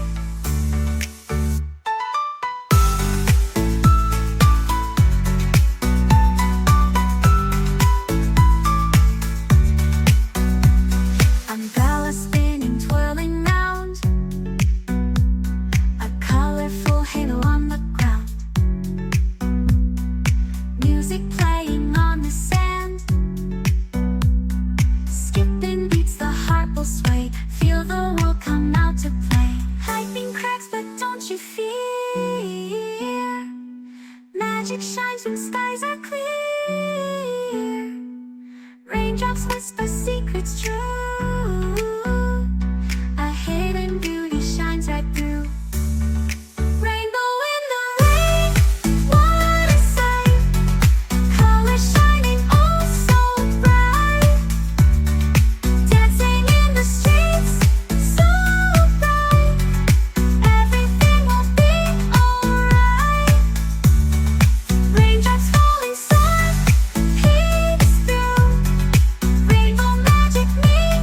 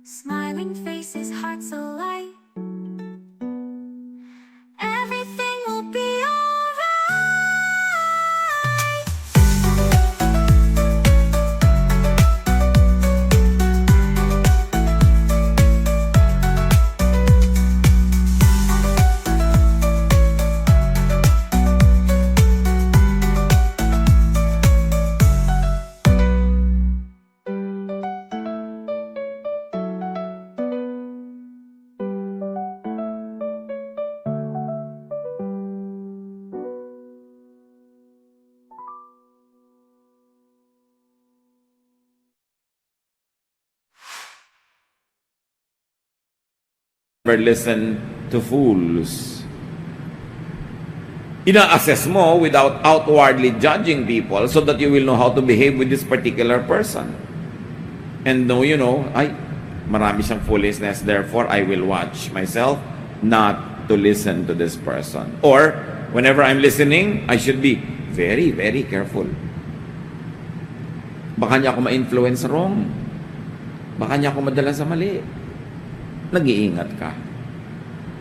Proverbs 24, 8-9, no one but troublemakers think up trouble. Everyone hates senseless fools who think up ways to sin. May application dito agad sa sinasabi ni Solomon. To avoid troubles, avoid fools. Nakita nyo, pagka nagkakaproblema yung isang tao, malalaman mo, ang dami pala niyang partner in crime, ang dami palang dawit, ang daming nakasabit. Dumadami yung nagkakaproblema kasi nagka-involved sila eh. So you avoid trouble by avoiding fools because fools are always attracting trouble. Isa pa yan na definition ng fool. Lagi siyang parang magnet, dinidikitan ng problema, dinidikitan ng gulo, sinusundan ng away, kahit saan magpunta. Therefore, that person has very foolish ways. That's why you avoid being with this person often. Paano kung dumating yung dagok ng langit sa kanya habang katabi ka? Di syempre, may tama na rin sa'yo yun. People who always get into trouble are fools. Kaya, kawawa naman yung ang napangasawa, foolish. Wala na siyang ginawa kundi ayusin yung gulo na sinusuotan ng asawa niya. Wala na siyang ginawa kundi ayusin yung gulo na ginagawa ng kanyang anak. Mga ganon. Proverbs 24:10, don't give up and be helpless in times of trouble. Ito na mahalagang wisdom. So, times of trouble are times for firmness and perseverance. Pagka mahirap, may project ka, dumating sa oras na hirap. May pagsasama kayo mag-asawa, dumadaan kayo sa oras na magulo, mahirap. Sabi, don't give up. May ginagawa kang proyekto, dumating ka sa period, ang hirap na, don't give up. Nag-aaral ka, ang hirap na, don't give up. Alam nyo kasi ang mangyayari pag nag-give up kayo mga kapatid? Lalaki na sana yung mundo nyo, dinadala na kayo ng problema nyo sa opportunity na matatalo nyo siya. At alam nyo naman ang mangyayari pagka nanalo kayo over the problem and over the trouble. Lalaki yung utak nyo, lalaki yung confidence nyo, lalaki yung mundo nyo. Pero pagpapalaki na yon, tas biglang natakot ka, tinamad ka, ayaw mo nang mahirapan, umatras ka sa safe area, umatras ka sa comfort zone mo, pinaliit mo yung mundo mo. At anong mangyayari doon? Pag pinaliit mo, baka buong buhay, hindi ka na magkalakas loob uli na harapin yung malaking challenge. Therefore, pagkakasyahin mo na yung sarili mo sa maliit na mundo all your life. Nahihirapan ka na mag-aral. So, nag-give up ka na. O di-drop out ka ngayon. Kailan ka pa uli magkakaroon ng lakas ng loob na mag-enroll? Nadala ka na, natakot ka na. Habang tumatagal yung panahon na umatras ka doon sa problema, lalong lumalaki yung paniniwala mong hindi mo naman talaga kaya yon. Or buong buhay nag-iisip ka, kinaya ko kaya o hindi. May trouble kayong mag-asawa, ang laking gulo. Hihiwalayan mo na lang, lalayasan mo na lang, o sosolven mo yan. Kasi kung hiniwalayan mo, liba na lang, nanganganib yung buhay mo dahil ang trouble pala, gusto kanyang patayin, no? Iba naman yun. Pero hiniwalayan mo, ano ngayon ang gagawin mo? Hasama ka na lang sa iba. O sasama na lang siya sa iba, o pareho na lang kayong walang partner all your life, thinking, ano kaya mangyayari ko, ipinaglaban ko? So pag nakasubo ka na, lalo't hindi man masama yung kinasubuan mo, marriage, project, business, ituloy mo kahit mahirap.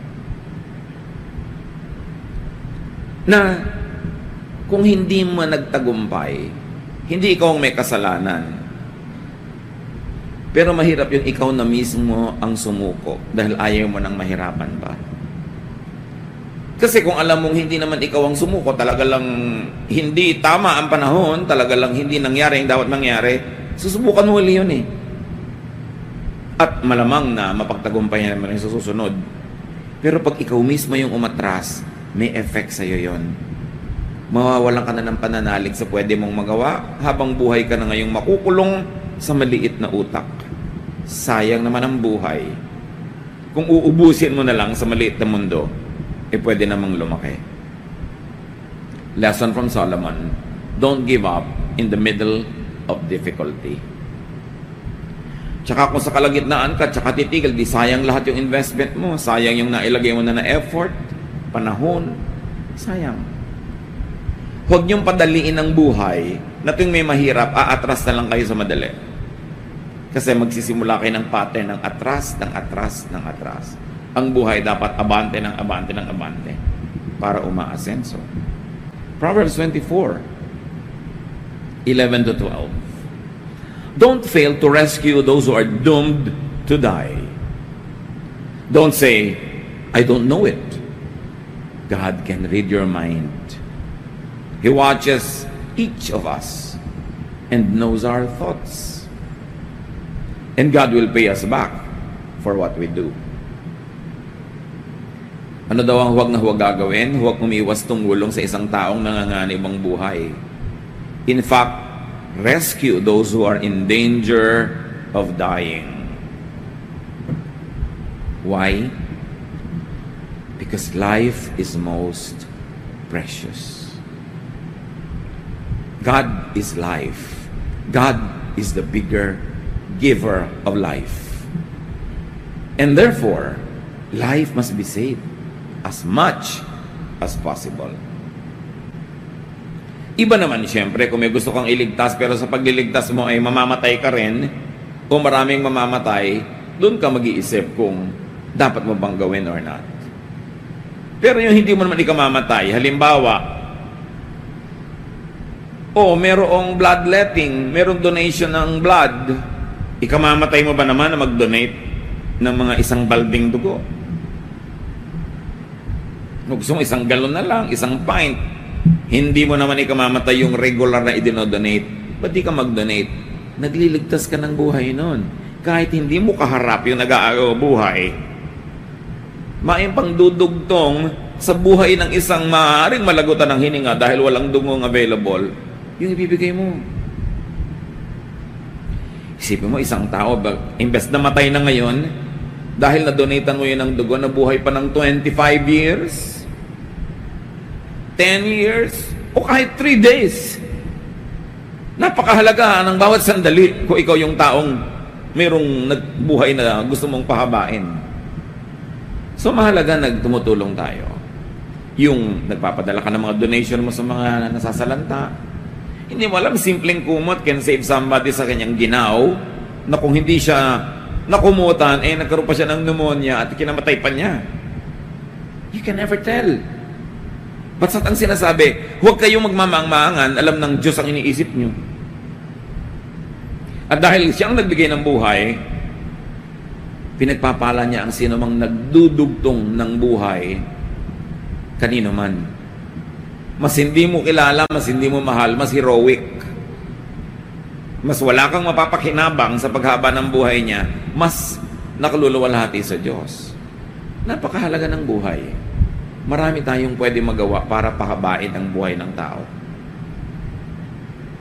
Kumisan, simpleng-simpleng tinulungan mo na mag-enroll, hindi mo alam, pinahaba mo ang buhay dahil hindi ba meron nga hindi nakakapag-enroll, nagpapakamatay.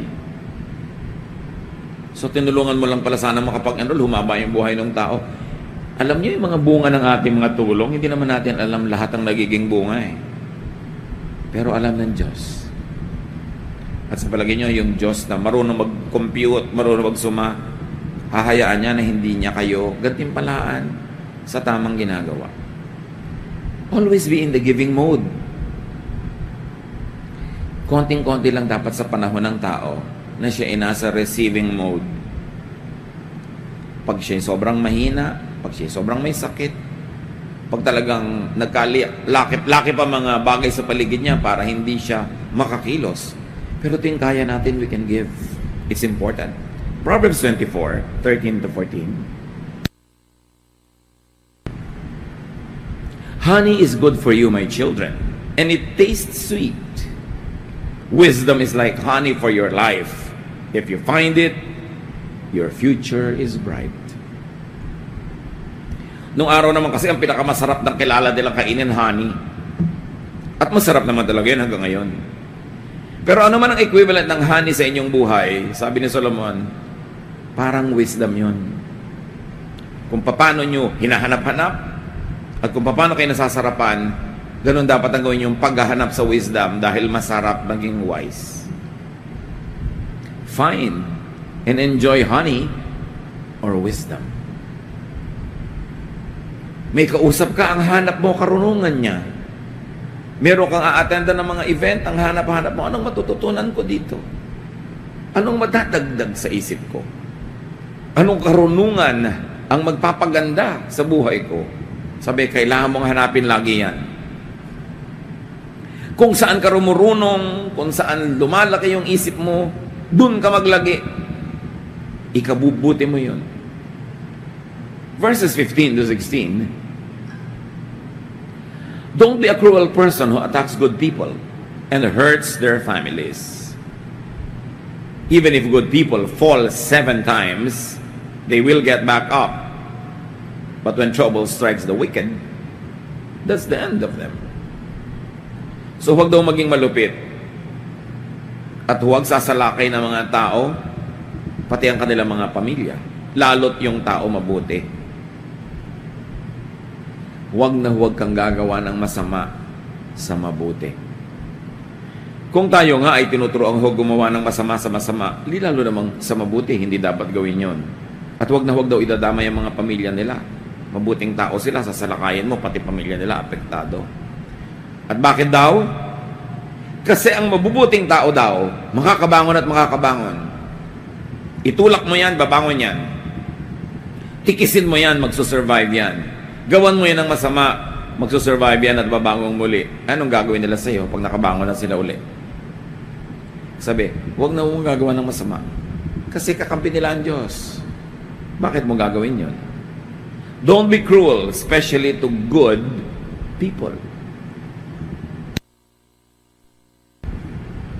Don't be cruel to the bad, but more than that, do not be cruel to the good. Because good people recover. So, the bad people will not recover. When God strikes them, they will not recover.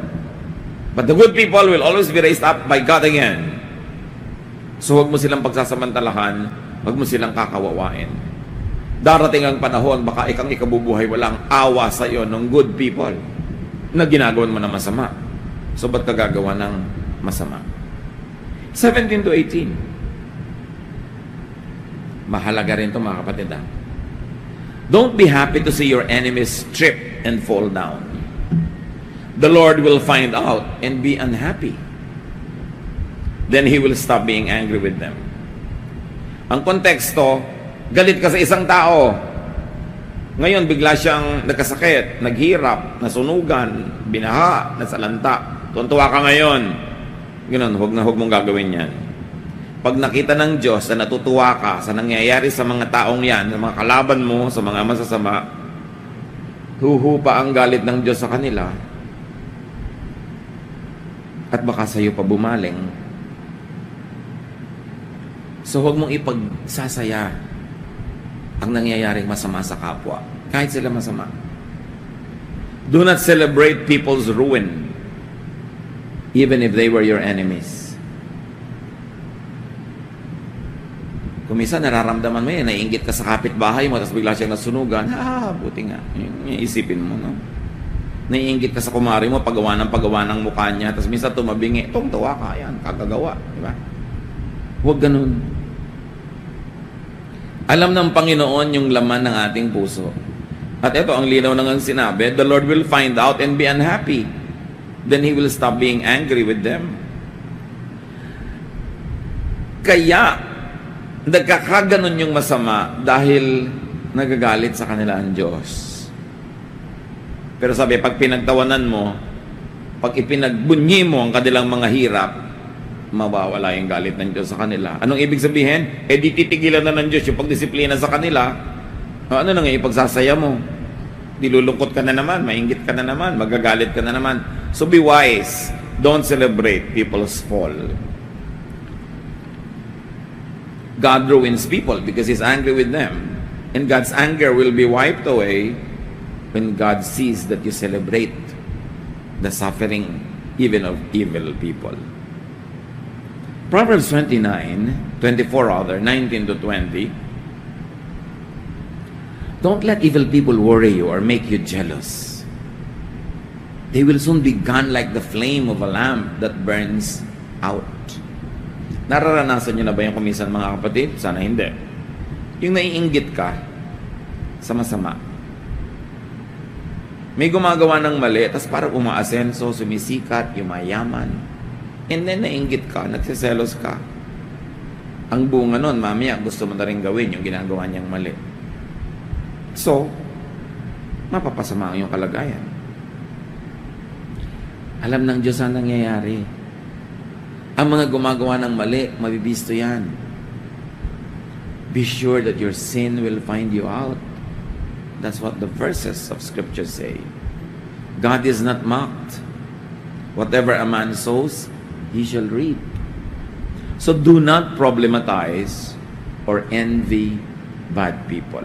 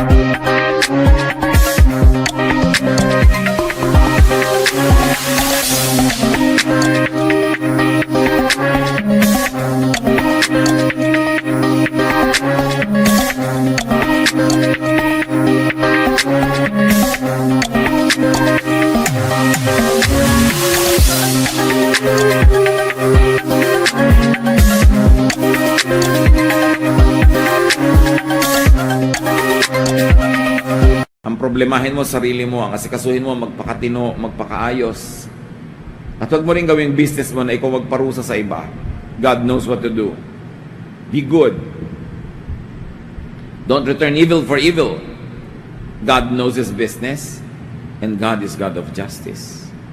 And finally, sa collection, Proverbs 24, 21 to 22, my children, you must respect the Lord and the King. And you must not make friends with anyone who rebels against either of them. Who knows what sudden disaster the Lord or a ruler might bring? Ayaw na ayaw ng Diyos ng rebelliousness. kaya sa kanya o sa kanyang mga piniling mga namamahala.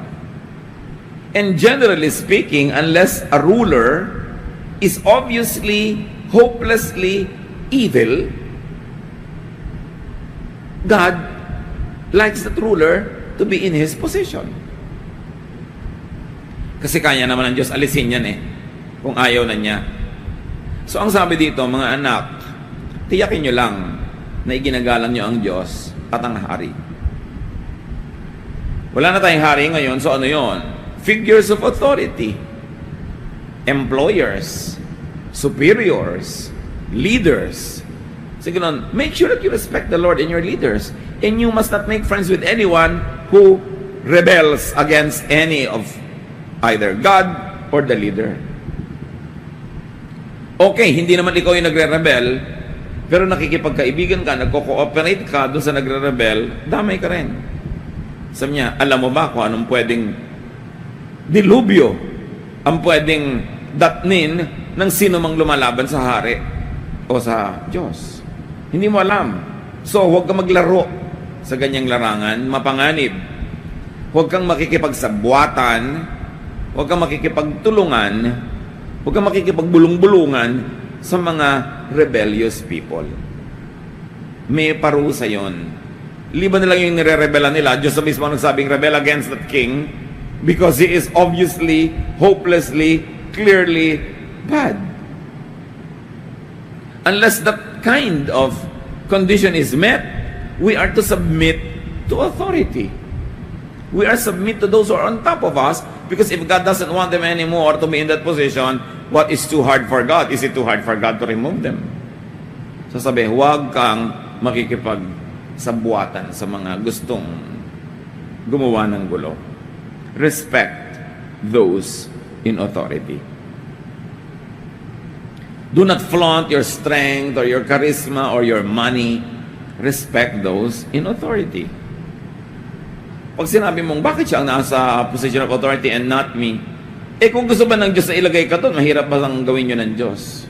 Nandiyan ka, dahil diyan ka dilagay. So, magpakatino. Do not cooperate with rebels. God is usually on the side of those who are in authority unless those in authority are clearly, obviously, terribly bad. Nuggets of wisdom to learn from Solomon. Be wise. Wise. Wise. Wise.